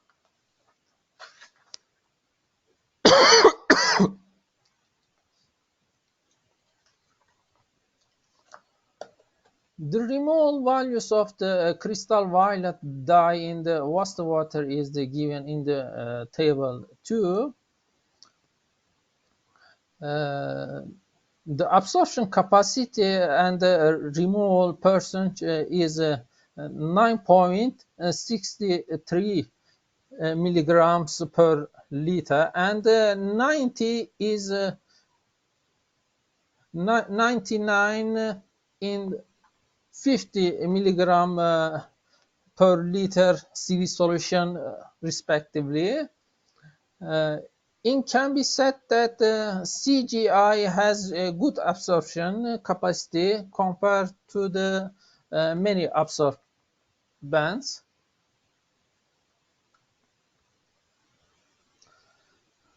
The absorption experiment study were performed at the absorbent amount of the 0.5 gram, 6 pH, temperature of the 30 degrees Celsius, initial concentration of the 50 milligram per liter, and contact time of the 60 minutes.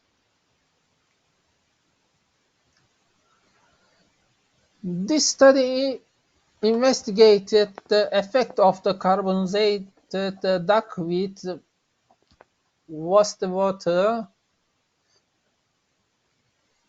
and they blended to remove the crystal weight in the wastewater. According to approximation, the GI contains 60.0 percentage moisture, 22.4 percent ash, 68.3 percentage volatile matter, and 3.3 percent fixed carbon. According to ultimate analysis, the GA consists of the 26.6 percent carbon, 4.5 percentage hydrogen, 2.6 percent nitrogen, 4.2 percentage sulfur, and 62.1 percentage. According to the EDX analysis, GI contained many inorganic substances. the carbonization yields of the GI is the 28%.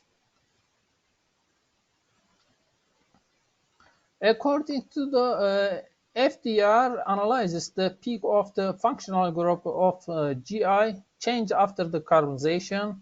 According to the CEM analyzes the many porous structure were formed after the carbonization. According to the XRD analysis in the semi-crystalline GI changed significantly to the crystalline structure after the carbonization. The absorption capacity and the CV removal were 9.63 milligram per liter and 96% respectively. Absorbent were found to be effectively and inexpensive for the CV dye removal in the wastewater. For optimum condition of the CGI in the CV removal absorption parameter need to be determined.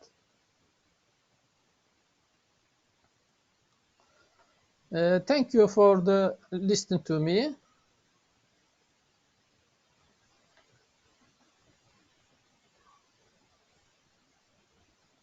Can you have any Thank you, Dr. question? Mikhail, for your presence and presentation. Does anyone having any queries?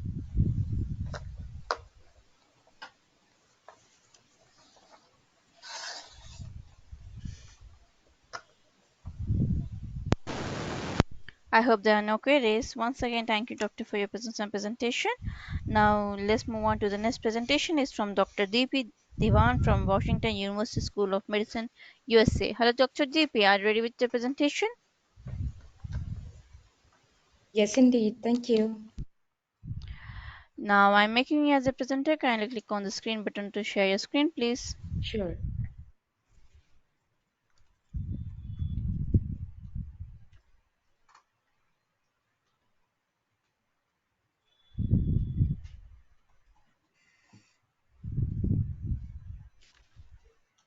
I have made you as a presenter. Okay.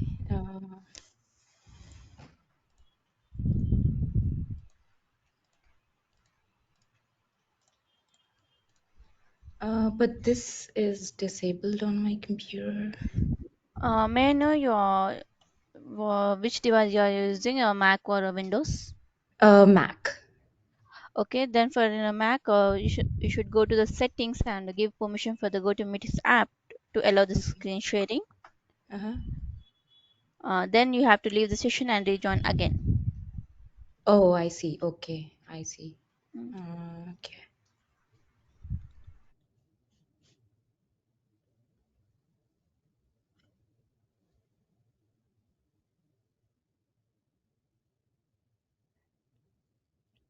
Okay.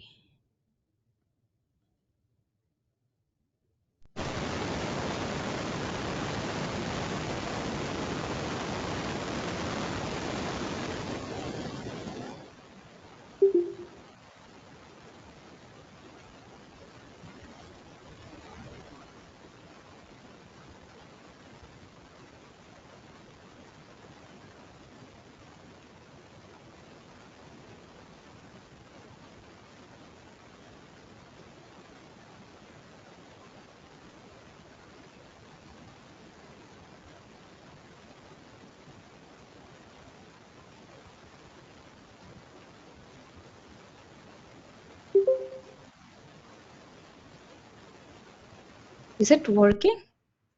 Now I'm giving you the presenter again. Now it will be working fine. I hope so. Okay. Now click on the screen button. Yeah, okay.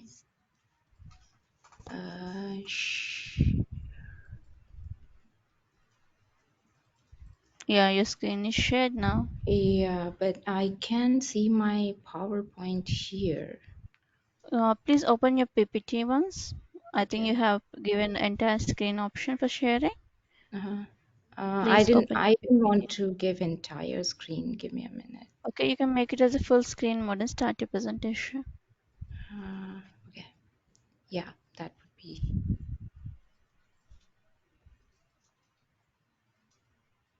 Is it working? It's working, but full screen is not. Yeah, it is fine Can now. You can Yeah, start your can I go presentation. ahead? Yeah. Yeah, I can start. Okay. First of all, thank you so much for giving me this opportunity to present my work here. Is my camera on or no? Hello? Hello? Hello, can you hear me? Hello. Can you hear me? Yeah, you're audible. May I know? I was asking if my camera is on or Your off. camera is off. Your camera was not turned on. Okay, so I don't think I will be able to do simultaneously. Will that be fine? You can do if you want. You switch on your web camera. Go to meetings app and click on the Yeah, camera option. it doesn't work actually. I had some issues. It doesn't work when my Okay. PowerPoint is Okay, on. it's fine. Then you can continue with your presentation then. Okay, thank you. Okay, thank you so much for giving me the opportunity to present in the conference.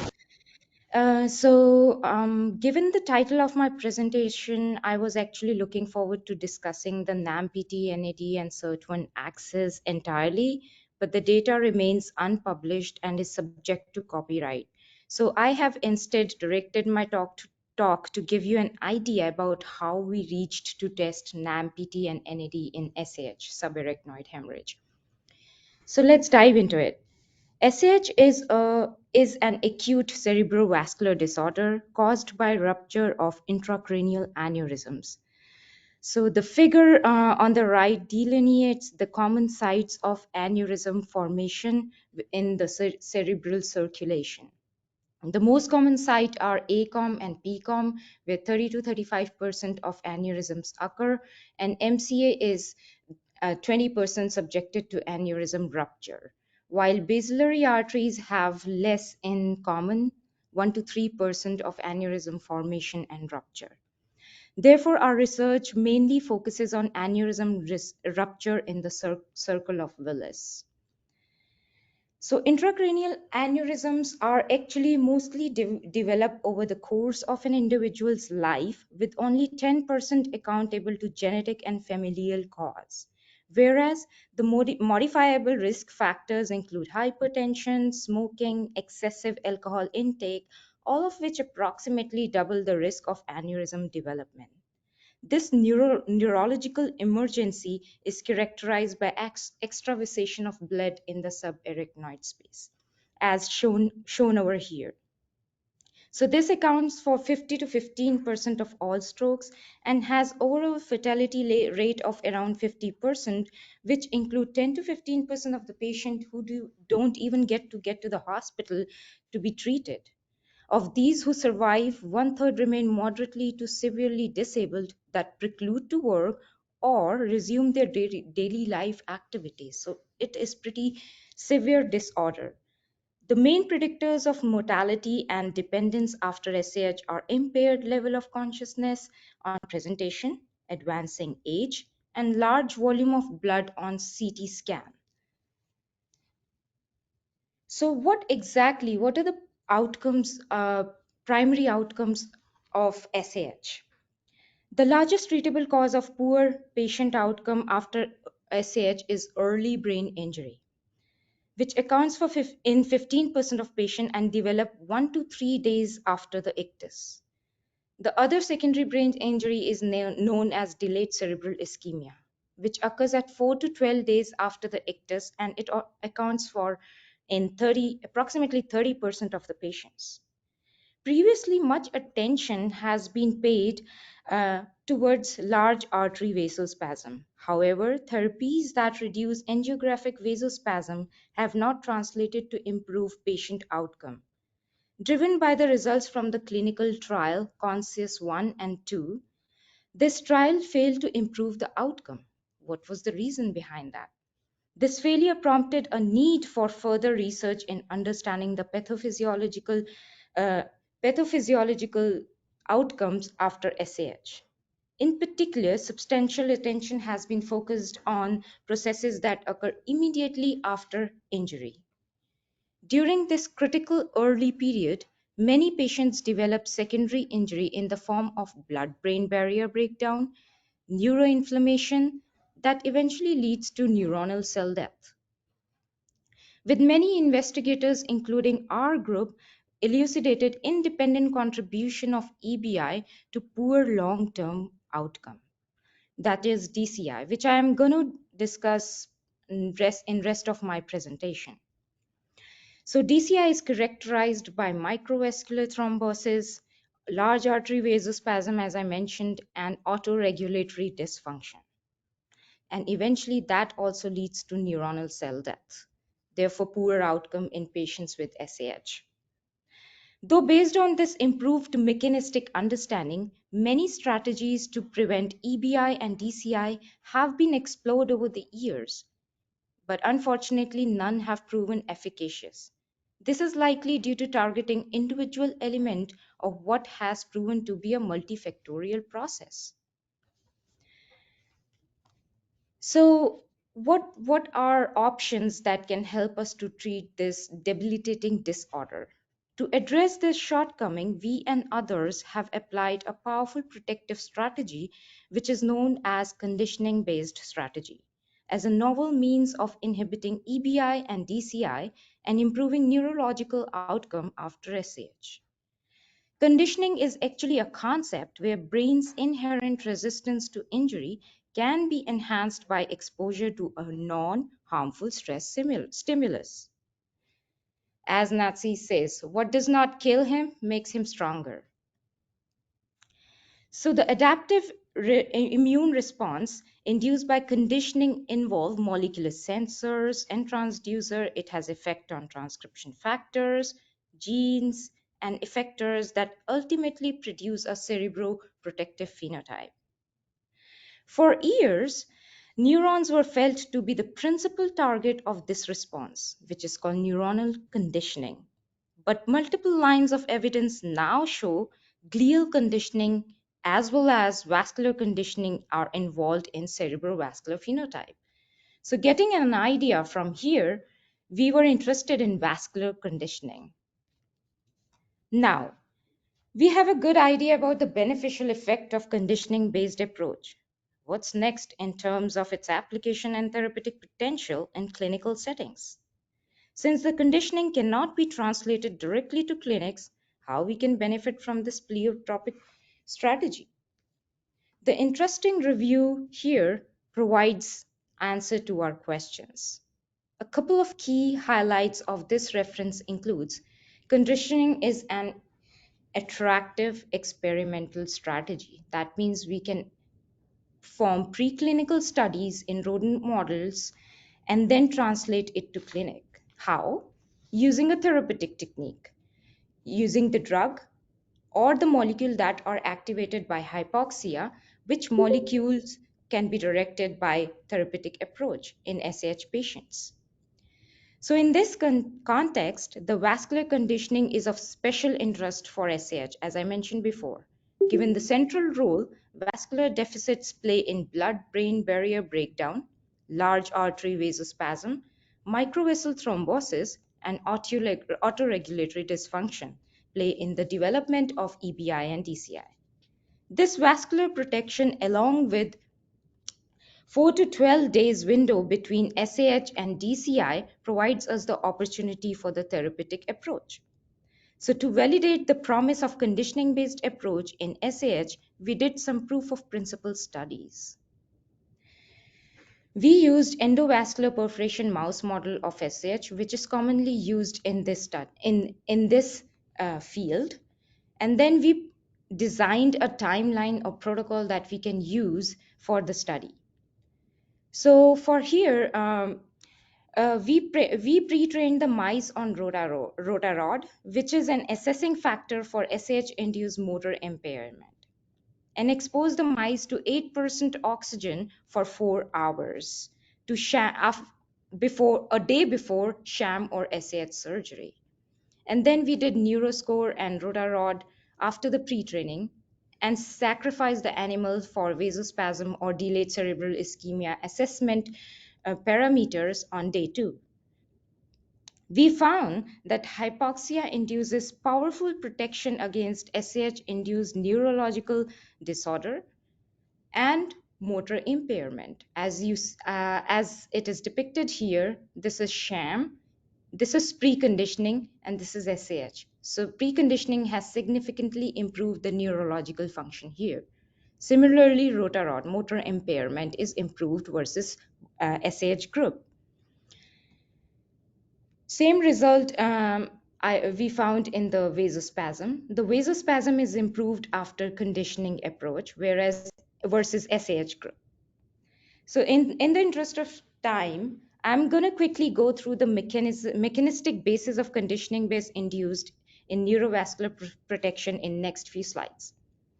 So this was the paper published, this article was published from our group, which showed that hypoxic preconditioning prevents vasospasm and improves neurological outcome in mice, and does so by upregulating eNOS, endothelial nitric oxide synthase derived from nitric oxide, which is a potent vasodilator. To directly assess the role of eNOS in preconditioning, we used wild-type animals and eNOS knockout animals.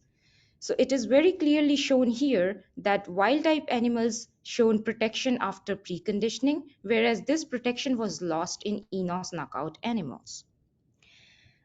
A commensurate loss you can see here in the neuroscore as well.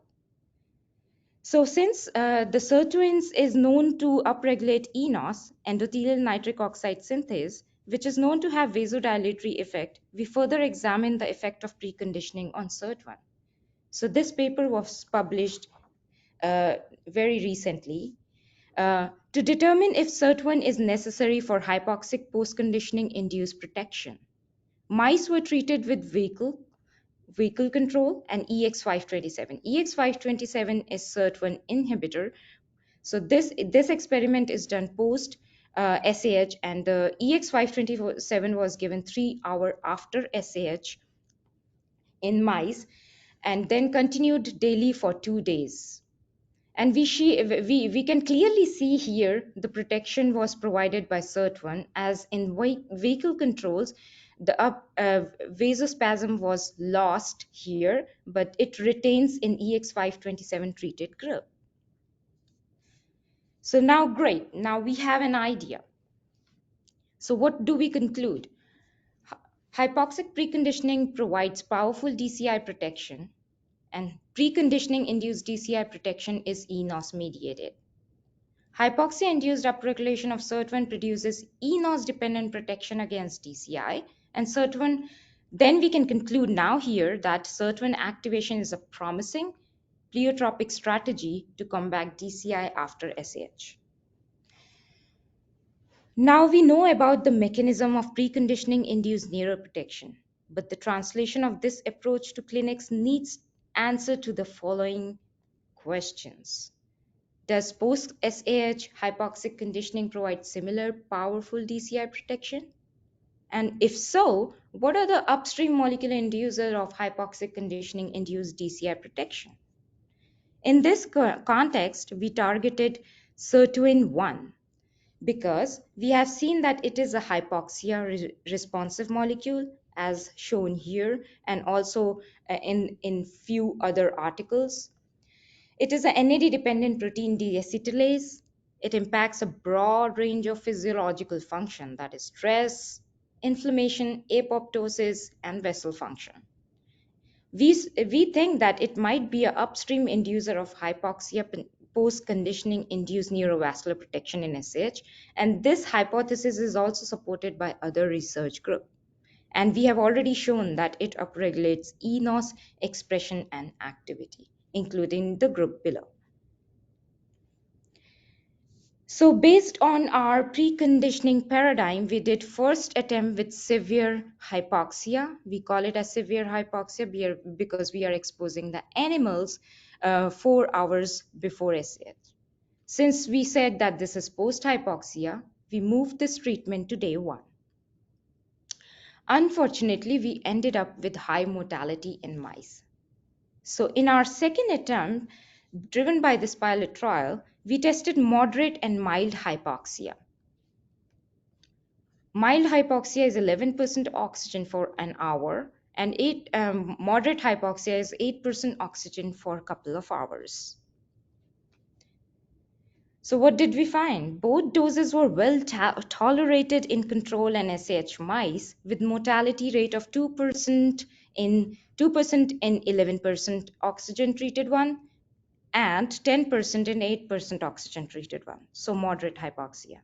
Therefore, we decided to move towards with moderate hypoxia in rest of our experiments. As you see here, I do not see any difference in normoxia and 11% oxygen, but we do see improvement in vasospasm after treatment with 8% hypoxia. Similar is the result with neurological score, and we did see microthrombosis formation was reduced in post-treated hypoxia group. These are the images that shows microthrombosis analysis, where this is sham versus SAH control. You see the microthrombosis here versus SAH plus hypoxia. This was improved in hypoxia treated group. So rest of the slides will be talking about 8% oxygen for 2 hours. This is moderate paradigm that we used in our further experiments. So next we tested the SIRT1. If SIRT1 is a key mediator of hypoxic post-conditioning, as we tested in preconditioning. We examined the role of SIRT1 and hypoxia-induced DCI protection using tamoxifen-inducible SIRT1 knockout animals. The robust protection against large artery vasospasm, microvascular thrombosis, and neurological deficits was seen in hypoxia, in SIRT1 wild type animals versus SIRT1 knockout animals. This protection was clearly lost in SIRT1 knockout animal, concluding that SIRT1 is the key mediator of hypoxic post-conditioning induced neurovascular protection. Next, we then assess the ability of SIRT1 activator, resveratrol, this is RSV resveratrol, to pharmacologically mimic DCI protective effect of hypoxic post-conditioning. Resveratrol was administered 3 hours after SAH. And we see that this protection is lost when we treat the group with the EX527, that is inhibitor. Another proof of principle study that SIRT1 is the key mediator of hypoxic post-conditioning induced neurovascular protection after SAH. We see the same result in neurological score. Furthermore, we observe similar pattern in assessing SAH-induced functional connectivity deficits. As you see here, sham control versus SAH, we see the blood flow here is reducing, same as here. And then when we treat with resveratrol, it to some extent improve the functional connectivity deficits here. It is comparing SAH post-conditioning with EX527. So independent of our resveratrol, hypoxia post-conditioning shows the similar effect with the drug resveratrol, depicting that resveratrol can be another therapeutic target that can be used in the clinical studies to treat patients with SAH. So what do we conclude from here is that post-SAH hypoxic conditioning induces strong DCI protection, and the therapeutic window, at least in animal, is narrower, which is 3 hours. Hypoxic conditioning initiated 3 hours after SAH strongly protects against DCI. And hypoxic post-conditioning induced DCI protection is dependent on SIRT1, a potent activator of eNOS. So we therefore conclude that conditioning-based therapies administered after SAH hold translational promise for patients with SAH. So there are 2 key questions why we wanted to move upstream of this pathway. Why? Because while SIRT1 has a great promise as a SAH therapy, Intervening more proximally along a multiple step cascade is likely to produce the greatest protective effect.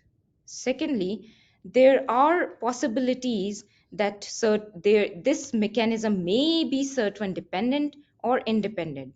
So, to overcome these doubts, we've moved towards upstream of our molecular strategy.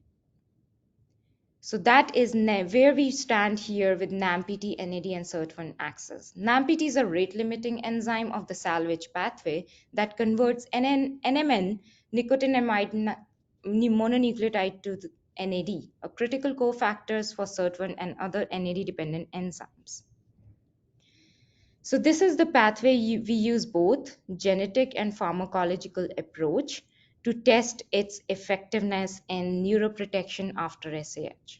So for AIM-1, we tested the NAMPT. This is a salvage pathway that we were following. The SIRT1 comes here in the pathway. We are going more upstream. This is the rate-limiting enzyme that caught our interest to be tested in SAH. If this improves, there are multiple strategies that can be used in translational process, either NAMPT activator, either supplement the NMN, which is also known in aging currently, and or using the SIRT1 activator. The combination of three will also lead to less side effects in patient population. And we have shown that EBI and DCI are improved after NAMPT activation. Therefore, the cognitive deficits and long-term deficits were also improved in SAH group. So I'm showing you the brief examples here, not showing all the results because of the copyright. We did see that hypoxia increases NAMPT expression in a time-dependent manner. This is a group not treated with SAH, but hypoxia. This is a group treated with SAH after SAH 6 to 72 hour, and we do see early increase 12 to 24 to 36-hour increase in NAMPT.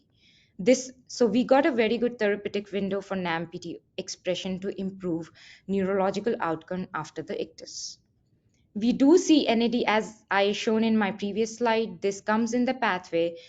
Increase in NAMPT expression eventually leads to NAD overexpression, so which is a cofactor for SIRT2 in 1. So this is how these three molecules are connected. We did use FK866, which is NAMPT inhibitor, P7C3820, which is NAMPT activator, and we do see protection with the activator versus the vehicle control and FK866, which is inhibitor. We saw same results in the neurological score. Furthermore, for neuroinflammation, this is a IBA microglia staining. This is sham vehicle controls. We don't see the activation of microglia, so microgliosis is absent in sham, and P7C3 treated group, which is NAMPT activator, which is a promising therapy as shown here for neuroinflammation versus the SAH vehicle controls. So what do we conclude overall? This strategy of activation of NAMPT, NAD, and SIRT1 serves as a promising strategy to treat aneurysmal SAH, and strong evidence is shown with protection against EBI and DCI in rodent models. Conditioning-based therapy targets multiple cell types and multiple injuries cascade, neurons, glia, and vascular cells. As an example, I did show the effect in glial cells with IBA staining, microglia specifically, and it improves EBI and DCI-induced deficits, which includes, again, blood-brain barrier breakdown, neuroinflammation, large artery vasospasm, microcirculatory defects, and autoregulatory defects in animal models. So SIRT1 again is a molecular inducer of hypoxic conditioning-induced DCI protection. An activator like resveratrol mimicked the DCI protection afforded by hypoxic post-conditioning in SAH. And NAMPT-driven NAD production plays a causal role in neurovascular protection afforded by hypoxic post-conditioning in SAH, and that this protection is SIRT1 mediated. Thank you so much. I would like to acknowledge the lab and the collaborator throughout. Thank you for your attention. Any questions are welcomed. Thank you, Dr. Deepti Diwan, for your presence and presentation. Does anyone having any queries?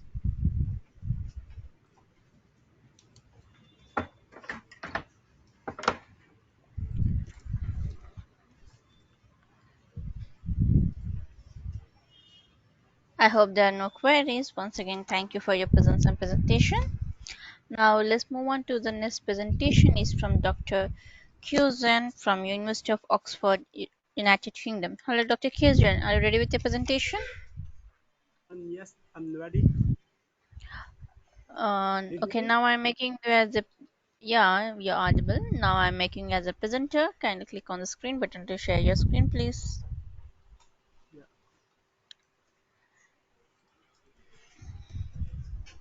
Can you hear me? Yes, your screen is visible.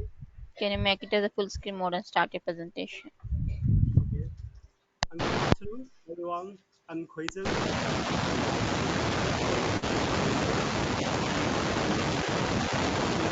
Our progress in this conference. Today I'm going to talk about synthesis of thermoresponsive polymer grafted to the cell surface for bioactive multilayers. First, I'm going to talk about my motivation. Why do this kind of research? We know that tissue from the human donor can be transplanted to the acceptor. However, we have two major challenges. The first challenge is the donor shortage. We know they will result in the long waiting lists. For Hello, example, Dr. the Curzon. Sorry yes, for the interruption. Your slides are not moving. not moving. No, can you How make it about as a now? full screen mode, please? Sorry, Can you make it as in full screen mode, the slideshow mode? show again. Share again, please. Yeah. And also, please check your connectivity as your voice is not so clear. How about now? No, it is not in a presentation mode yet.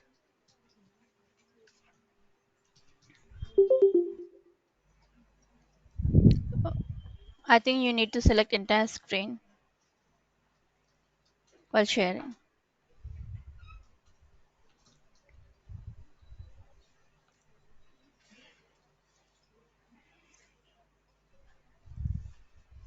I choose my PowerPoint.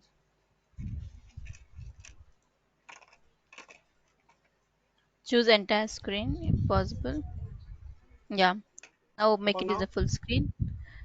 It's perfect. You can start. Okay. Sorry. Hi everyone, I'm Quaison. Today I'm going to talk about synthesis of thermoresponsive polymer grafted cellulose surface for bioactive multilayers. Um, First, I'm going to show my motivation. Why do we want to do this kind of research? We know that tissue from the human donor can be transplanted to acceptor. However, there are two major challenges. The first one is the donor shortage. We know it will result in the long waiting lists, and such as the colonies. And the second challenge is the immune rejection. So based on this context, we want to do some research that if we can overcome this kind of challenge. So first of all, if can we get a stem cell from acceptor, and after we culture and cell growth, and then we can get a cell sheet, and then we can translate it to the acceptor. And this kind of tissue engineering can overcome these two challenges. However, for this kind of tissue engineering, they still have two major challenges. The first challenge is that the traditional method after cell adhesive and growth, it leads to do the cell detach. So how to detach it? And the traditional method usually use the enzymes or physical cell scrappers to detach it. However, it will damage the cell layer. So we want to know if can we use any other method to detach the cell sheet without any damage. So unusually, so we can find that the progress to overcome the first challenge is use the thermal responsive property to control the detachment. For example, from the left side, we can find here, we can induce the polymer as a as a thermal responsive polymer and graft it into the polycation or polyanion after layer by layer, and after simply at room temperature, we can find that it can form the multi-layers. And, and when it's in the low temperature, the cell will without a cell adhesive under the surface, and the multi-layer show the swelling properties. And after we increase the temperature and and increase up to the LCST. LCST means the lower critical solution temperature. So after the temperature up to the LCST, the multilayer will show shrink property, and we know that the cell can adhesive and the growth on the surface. And after the cell grows, we can also control the temperature. We can decrease the temperature below to the LCST, so the multilayer will show the swelling properties. That means, and it can easy to detach the cell sheet. So that means we can overcome the the cell sheet damage, this kind of things. And besides the multi-layer, we can also to slowly release the growth factor from the multi-layers. And also we can also control the thickness of multi-layers. And why we want to use the polymer? Here I need to mention some more details. There are several advantages. The first major advantage is the sharp cloud point, 32 degree. It's very close to our body temperature, 70 and 37. And it also shows lower toxical and commercial available. So usually we are going to use this kind of polymer. The next challenge is what kind of polycation or polyanion do we use to do this kind of tissue engineering to form the multilayer? So we can find that usually from the GAGs, from the literature, they have 5 types. For example, the heparin sulfate, and the mitin sulfate, chlorine, conjunctin sulfate, and keratin sulfate. We can find that this kind of GAGs, they show several different advantages, such as the biological activities, cell differentiation, proliferation, and growth, and also they can be used as a building block for the drug carrier and the implant materials. Um, there are many, they have shown this kind of properties mainly because of the presence of sulfate groups. However, it also suffers some limitations because of this kind of 5 types compositions, and they also show different biological activities. So that means when do the application, they also show some unpredictable side effects and also will dilute our target effects. So based on this context, we want to know if we can directly use the cellulose as our starting material, and then we can through the introduce the many function groups into this backbone by the synthesis method. So first, we are going to first introduce the sulfate group here, and we also can introduce the thermal response polymer here, and after layer by layer, we can form this kind of multi-layers. And so our second objective is we want to study the effect of different degree of substitution to the sulfate group. We want to compare the lower DS of sulfate group and the higher DS sulfate group. We want to investigate their effect on the bioactive of multi-layers. So here is our objective. Now next, I'm going to introduce more detail how we do this kind of research. So first is the method to synthesize our product. The A part is the major one, and the B part is the details. So from the cellulose, after sulfation, reaction with the chloride sulfuric acid, we can introduce the and sulfate group here, and we use the strategy one. First week after esterification, we can introduce the double bond here, and at the same time, polymer can be reaction, and after imidazine reaction, we can introduce the cell group here, and after chemical reaction under UV condition and with activated with the DMAP, we can get our final product PCS1, and the DS is a 0.41. At the same time, we want to get a higher DS of sulfate group. Then we use the strategy 2 from the directly esterification and activated with the EDC and NHS. So finally, we can get our product with the DS 0.93. And after we do the characterization of our product, for example, in the A part, the signal from the polymer and the CSA, all signal we can find in the PCS1, our product. At the same time, and the CS2 and the polymer, the signal also can be found in our another product, PCS2. And this kind of result further confirmed by the carbon NMR. For example, the signal of acrylate group here, after click reaction, the signal disappeared. And also, we can find the carbon 6 and the carbon 1 signal of the cellulose. They also can be found in this signal. And based on the elementary analysis and the FTIR and the carbon NMR, we can get the DS of sulfate group and our polymer. So we get two products, PCS1 and PCS2, with the certain DS of sulfate group and polymer. So next, we're going to investigate their properties and thermal response properties. And first, we use the DLS, dynamic laser scattering, to investigate their thermal responsive. From the left side, we can find that when the temperature is 25 degree, we can find the solution is very clear without any cloudy. So we increase the temperature, went up to the 33 temperature, it will show cloudy point here. And it also, we can find the signal from the DLS, it show the monomer signal, and it confirms that it shows the uniform dispersed particle solution. And when we increase the temperature up to the 39, we can find the particle size become larger. And when we cooling down the solution, so we can find when the temperature up and below to the 25, so the solution become clean again.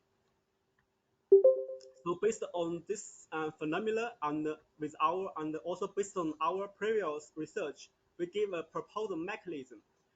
So from the left side, under the below the LCST, the solution is shown very clear, and because of the good solubility in the water solution. And when the temperature up to the LCST, the hydrogen bonding between the amide and with water will disrupted by the temperature, and so it will show hydrophobic interaction, and the Grand chain association under the heat will induce the aggregation. We can find here, so it will show the shrink and the cloudy point. And then, because we want to investigate the layer by layer, use the polyanion and the polycation. So first we investigate their zeta potential. So we can find from the left side, the CS1 and CS2 is these two polymer without polymer. We can find they all show the negative charge. And at the same time, after modification of polymer, the PCS1 and the PCS2 also show the negative charge. And we also synthesize the quantized hydrogen here, QCHI here, and it shows a positive charge. And the PLL is a polylasing, also shows the positive charge. So next, we're going to use the layer by layer to do the layer to fabricate the layer by layer and use the polycation and polyanion. So here is the process. How do we fabricate this kind of multi-layers? So from the left side, we can find that after layer by layer we use this 10 layers without polymer as a control experiment. This one has a and polymer with a, we can compare these two. We can here I need to mention that from the 6 layers we started to use the polymer because the former layers, if we introduce the polymer, it also will not have any influence. So we start from the 6 layers. And then after each layer, we will wash it by PBS, and then we will test the circulates, the angle shift. And here I can mention that in the B part, all the polycation is PLL, and then we use a different polyanion, CS1, CS2, PCS1, and PCS2. And after each layer, we can find that only when we use the PCS2 and with the PLL, they can show a highest angle shift here, we can find. And in the same time, in the C part, we can, as a comparison, we can find that when we use the QCHI as a polycation, it also can show a good performance. And especially, I need to address here that when we use the PCS2 and the QCHI here, it shows a very the highest the angle shift compared with the B part with the PLL. That means the high charge density, and because the PCS2 has a high charge density, so it allows to strong adsorption to the both polycation, QCHI and the PLL. And also we test what contact angle of the multi-layer to test the surface. And we can find that when we use the PLL with different polyanions, they can show a higher the contact angle. And as a comparison, we can find that when we use the QCHI as a polycation, they can show a little bit lower contact angle. And, and first, we can find that our surface, they were hydrophilic. And also we can find that only when we use the PLL, they can show a higher contact angle. That's because of the intermediate PLL, because the QCHI has a higher molecular weight than the PLL, so it will easy to show this kind of phenomena. And then we also investigate the surface zeta potential of multi-layer films. And from the left side, again, we found that we use the PLL assembly with different polyanion and we increase the pH from the pH 3 to the pH 9. And we can find that when we use the CS2 and the PCS1 or CS1 from the low pH, they will show a positive charge. And only when we increase the pH to the higher pH, they will show a negative charge. However, we found that when we use the PCS2, they will show a higher negative surface potential in the whole pH. And this kind of similar phenomena can also be found in this B part figure. We can find that when we use the QCHI with the PCS2, they can show even a higher negative surface charge.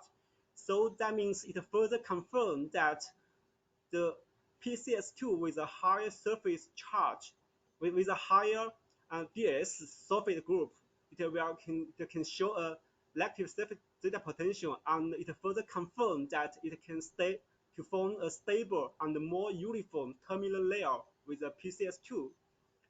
And then next, we are going to investigate their biocompatibility.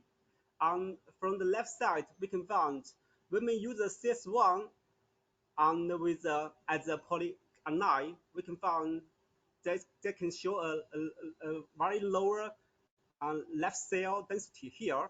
And as a comparison, we can find that when we use the CS2, CS2 has a higher DS sulfate group. We can find they have a higher density of our cells. So it confirms that sulfate group can help to increase the cell growth here. And also, we can find that only when we use the PCS2 with the QCHI, they can get a highest the density, and so it concludes that it shows a lower cytotoxicity of a PM with the PCS2 here, and it also further confirmed by this result. And so it shows excellent biocompatibility with this comparison, QCHI and the PCS2. And we also do the quantification of the cell density and the cell area. And in the C part, we can find that, again, we found that when we use the QCHI with the PCS2, it can show a highest cell density in this comparison. And also the cell areas in the D part, we found that the cell areas on the QCHI and with the CS2 and the QCHI with PCS2, they also show a similar cell area. And finally, we tested the cell growth at multi-layers from the day 1, day 4, and day 7. We can find that when we use the QCHI with CS1, even after 7 days, we can find almost no any cell growth here. As a comparison here, we can find that with the day 1 or day 4 or day 7, we can find they can promote the cell growth. So that means, again, it confirmed that with a higher DS of sorbate group, it further confirmed the cell growth. And as a comparison with the PCS1 and the PCS2, PCS2 CS2 and the PCS2, it also confirmed that higher DS sorbate group and can increase the cell growth due to the higher structural stability of the PMS, and because of the higher DS of sorbate group in the PCS2, it can show a improved ion pair with the polycantides. For example, for this CS1 with the lower DS sorbate group, that means they will have a lot of polycantine will exist in the surface, and so the cation group will kill the cell membrane, so it will show toxic properties. So finally, at the conclusion, first we are first time synthesize the GLGS mimic by modify the cellulose, and we introduce the sulfate group and also introduce the polymer in the background. And besides, we confirm that when PCS2 with a higher DS sulfate can promote this can fabricate stabilize and a stable and bioactive multi-layer system. This system can promote the cell adhesive and the cell growth. And also our perspective that we can use this kind of comparison to do the future study to investigate the potential of this coating to be used as a reservoirs for the growth factor and their thermal response properties for generation of a cell sheet for tissue engineering. So if you very interested in our topic, you also can look at our recently paper in this kind of paper. Because of the limited time, so I'm not going to discuss more detail of each paper. And so last, I'm going to thank Professor Kaizan, my collaborator, and also another collaborator is Professor Thomas Gross and Falco and Eaton. Thanks for their they collaborated with me to do a lot of research. And I'm also going to thank the Professor Fisher and Jolan. Thanks for their help. And I'm going to thank the Professor Jason Davis. Thanks for their help. I'm going to thank the CSC for the funding support. And last, I'm going to briefly introduce another journal, Exploration. It's a collaborator with Video, because I am the promotion editor. So I'm going to briefly introduce for you. It launched in the 2021. It focuses on the health science and the physical science and the life science. It has different types, many fact types. So if you are interested in this journal, So welcome to submit your paper in this journal. Thank you for your attention.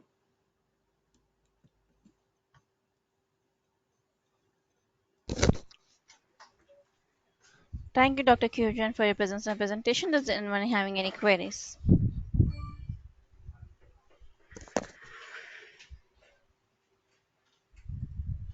Thank you.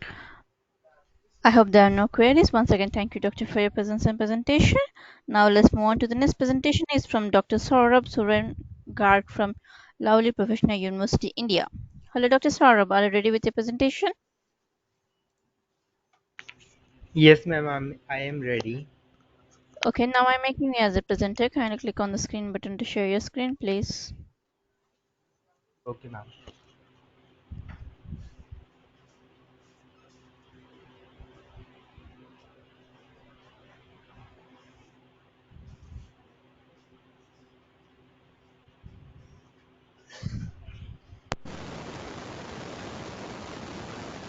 I have made you as a presenter. Do you got any pop-up Yes, window on ma'am. your screen? Okay. Yes, ma'am. Screen is visible. Your screen is visible. Can you make it as a full screen mode and start your presentation, please? Yes, ma'am. Yes, ma'am. Camera is should I turn on my camera or not? It's upon your interest. Okay.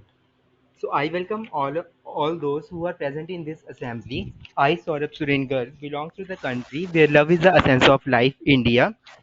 Today I am going to present a small part of my research work on the topic entitled Development and Characterization of Anti-Diabetic Acarbose Encapsulated Guargum Nanoformulation Against Type 2 Diabetes. I have worked under the supervision of Dr. Jeena Gupta.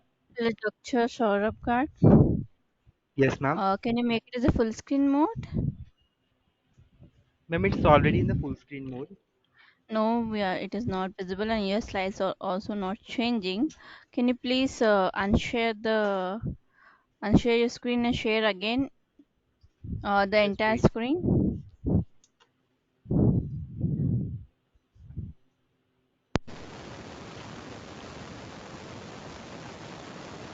Please choose entire screen or only PPT.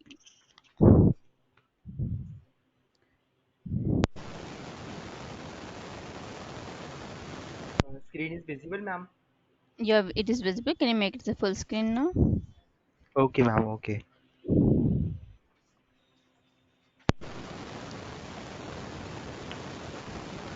I welcome all those who are present in this assembly.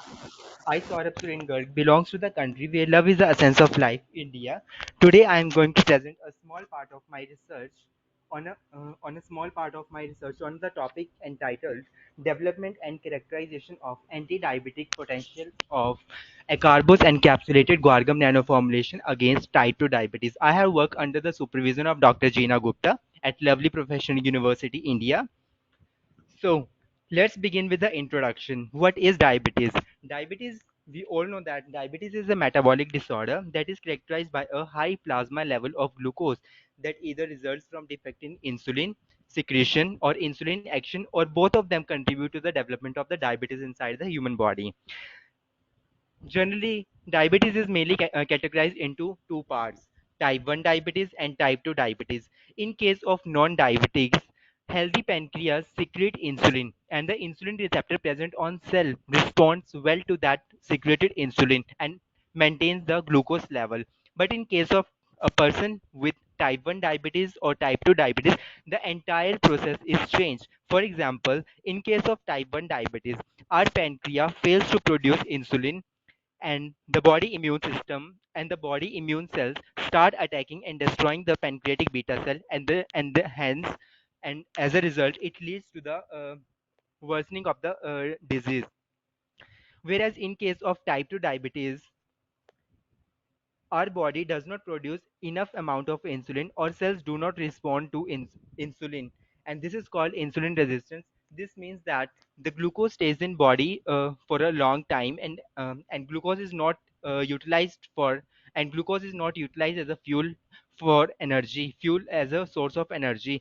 Increased amount of glucose in blood leads to the development of many diseases, and one of which is a central disease, oxidative stress.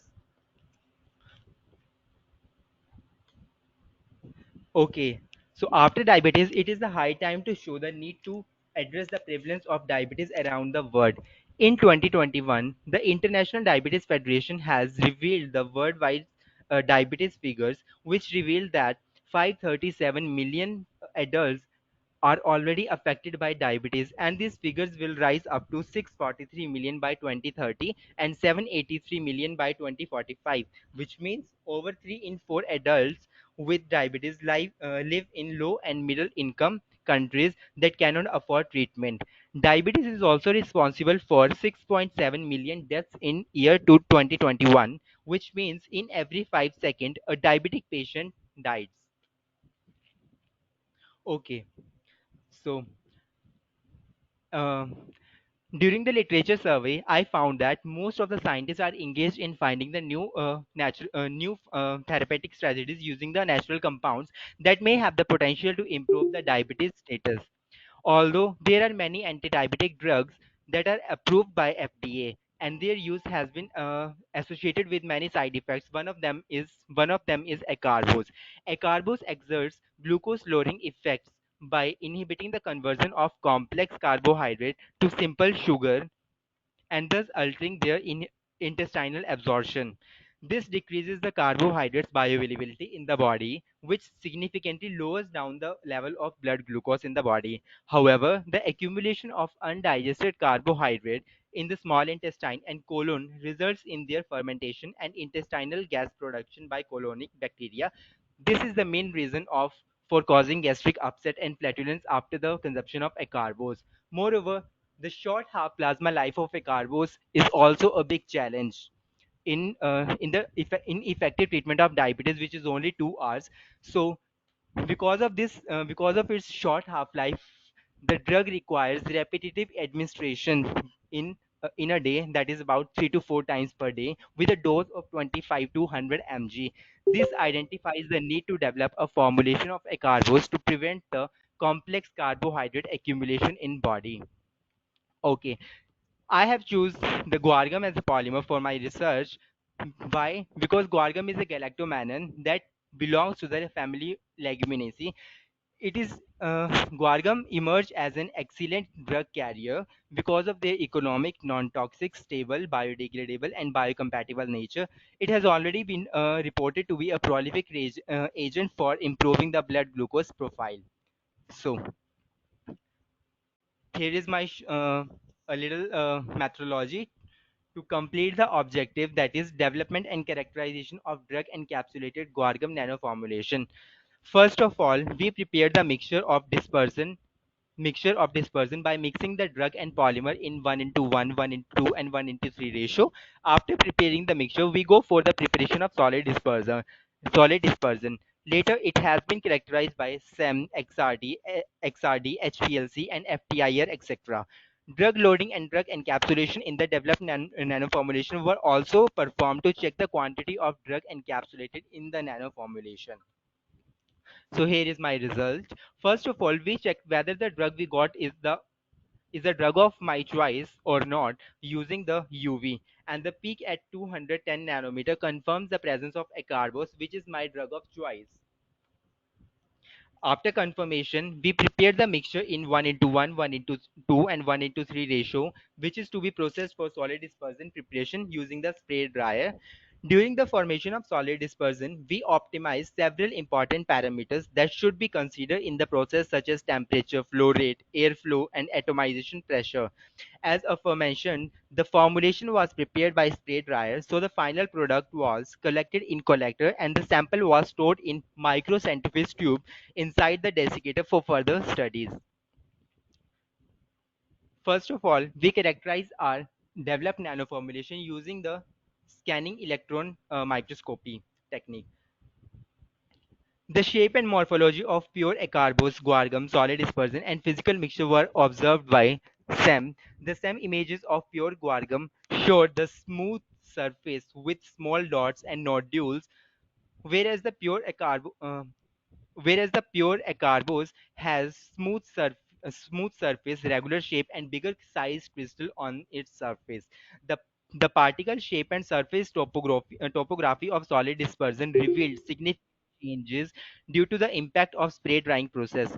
The SEM images of spray drying reveal the spherical shape structure suggesting the encapsulation of acarbose into guargum. White colored patches in the solid dispersion nanoformulation may be due to the exposure of sample to the air, whereas in case of physical mixture, the acarbose was not encapsulated inside the guargum polymer or inside the solid dispersion, which shows that crystals of acarbose adheres to the surface of guargum.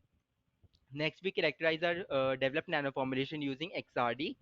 The crystalline and amorphous nature of pure acarbose, guargum, and solid dispersion and physical mixtures were also were observed by XRD method.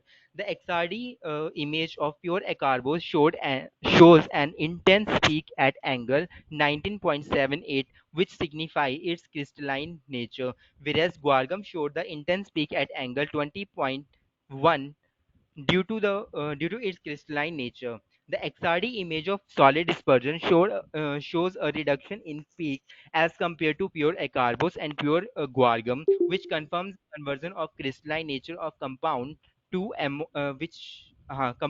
amorphous form. Whereas in case of physical mixture, the peak was observed at 20.2, 20.1, and 20.2 angle due to its crystalline nature.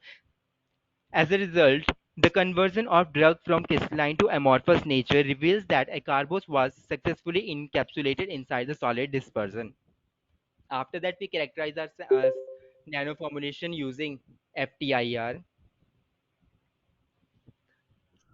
The FTIR spectrum of pure acarbose showed the strong OH stretching optimal at 341 3.76 centimeter at wide peak range from 3000 to 3800 centimeter. The CH stretching appeared at 2927.47 centimeter and C double bond C weak stretching has appeared at 1637.97 centimeter and 1617.72 centimeter. Whereas the medium Whereas the medium CH bending and CO stretching has appeared at 1353.69 centimeter and 1037.98 centimeter respectively. As we all know that acarbose contain the NH amide linkage that lies between 3310 centimeter to 3360 centimeter, but this linkage was not observed in FTIR of pure acarbose because this range is occupied by the wide range of OH groups in the acarbose. The FTIR spectrum of guargum has characteristic broad absorption band at 3470 centimeter, 3547.84 centimeter, and 3414.69 centimeter due to OH stretching vibrations, whereas the peak at 2925.56 centimeter confirms the presence of CH stretching vibrations of CH2 group. The CH bending was appeared at 1384.33 centimeter and 1353.33 centimeter, whereas the COC stretching vibrations were appeared at 1096.26 centimeter and 1023.50 centimeter. The peak at 1638.01 centimeter and 1617.58 centimeter can be assigned to hydroxyl bending mode. Now, in case of formulation 1, the presence of characteristics C double bond C stretching at 1638.28 centimeter and 1617.71 centimeter indicates the presence of acarbose. Similarly, the CH bending was appeared at 1353.33 centimeter and 1383.77 centimeter, which confirms the encapsulation of acarbose inside the solid dispersion. Whereas the stretching of COC and stretching of CH and stretching of OH group was appeared at 1029.64, 2928.74 centimeter, 3412.82 centimeter indicates the presence of guargum. In FTIR spectra, pure acarbose. In FTIR spectrum of pure acarbose, the OH and CH stretching peak was observed at 3413.76 and 2927.47 centimeter. But the encapsulation of acarbose into guargum results in hiding of these characteristic peaks. Whereas in case of formulation 2, The presence of characteristics C double bond C stretching at 1638.21 centimeter and 1617.89 centimeter indicates the presence of acarbose. Similarly, the CH banding was appeared at 1353.15 centimeter and 1381.93 centimeter, which further confirm the encapsulation of acarbose inside the solid dispersion we prepared. And in case of formulation 3, the presence of characteristic C double bond C stretching at 1637.95 centimeter and 1618.66 centimeter indicates the presence of acarbose. Similarly, the CH stretching banding was appeared at 1352.81 centimeter and 1382.69 centimeter, which further confirms the encapsulation of acarbose, whereas the stretching of COC, CH, and OH was appeared at 1026.40 centimeter, 2927.25 centimeter, and 3412.84 centimeter. But the encapsulation of acarbose into guargum results in hiding in of these characteristics. The FTIR spectra of all physical mixture, that is my physical mixture 1, physical mixture 2, and physical mixture 3, were similar to the FTIR spectrum obtained from the pure acarbose and guargum, which showed that no interaction exists between acarbose and guargum when they are present in the when they are physically present together. After that, we further go for the HPLC studies. So to prepare the standard curve, we first optimize the acarbose detection method in Agilent 1260 Infinity 2 model using the mobile phase flow rate, column temperature, and injection volume. Serial dilutions of acarbose standard at 1500, 250, 125, 62.5, and 31.25 μg per ml concentrations were prepared, which were subsequently prepared on HPLC to detect the presence of acarbose at 210 nanometer. In addition, we also carried out HPLC studies to detect the presence of acarbose in the developed nanoformulation. And as you can see that acarbose is detected at 3.9 minutes in both the standard, this is the standard, and this is the result of developed nanoformulation, which further confirms the encapsulation of acarbose in the developed nanoformulation. Further, we also check the drug loading and encapsulation efficiency of my drug inside the nanoformulation. Briefly, samples of formulation 1, 2, and 3 were taken in triplicates, and mean was taken by considering the area under curve after processing the sample on HPLC. The values obtained after calculating the area under curve was considered as actual drug loading and encapsulation efficiency. Later, the percent drug loading and percent encapsulation efficiency was calculated by using the formula actual drug content by theoretical drug content into 100, and the results showed that the drug loading and encapsulation efficiency of developed nanoformulation were 89.5 to 80.59, 72.016%, whereas the encapsulation efficiency of the developed nanoformulations were 64.68, 78%, and 80.94% respectively. So this made the conclusion that encapsulation of acarbose inside the guargum changes the nature of acarbose from crystalline to amorphous. It is already known that the stable crystal lattice of drug molecules showed problem in solubilization of its higher lattice energy. In the amorphous form, molecules have the highest free energy and entropy that results in superior molecular mobility. Therefore, it requires less external energy for dissolution compared to their crystalline counterpart. Therefore, changing the solid state properties of drugs from crystalline to amorphous form renders a distinct advantage with regards to solubility and bioavailability. Also, the reduction in peak and presence of functional groups of acarbose and guargum, high drug loading, and high encapsulation efficiency shows the formulation may serve as a promising nanocarrier for improved therapeutic efficacy of acarbose in the treatment of diabetes. So this is the reference, and this is a small biography of me. I am currently pursuing PhD in the lovely professional university, India, under the supervision of Dr. Jeena Gupta. And my research interest includes the use of natural phytochemicals or synthetic compounds to evaluate the treatment strategies against a stratification of disease, including diabetes and inflammatory disorders, using nanoformulation, targeted drug delivery, animal tissue culture, and molecular biology techniques. And this is our diabetes research group in the university. Thank you.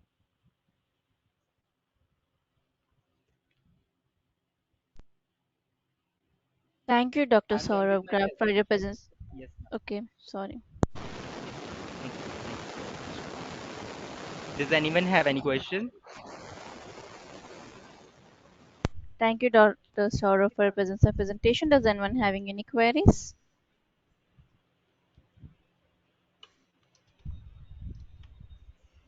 I think no one has any queries, so I'm going I to hope there stop are no my. queries. Once again, thank you, Yeah. Doctor, for your presence and presentation. You can stop your Thank you, screen ma'am. sharing now. So, by this, we have come to the end of day one webinar. I would like to thank all attendees and participants of today's webinar. Hope you enjoy the webinar and gain the knowledge from the sessions today. And we request you to attend tomorrow's session too. If you have any queries, you can mail to the concerned program manager and ask your queries. Thank you. Thank you. Thank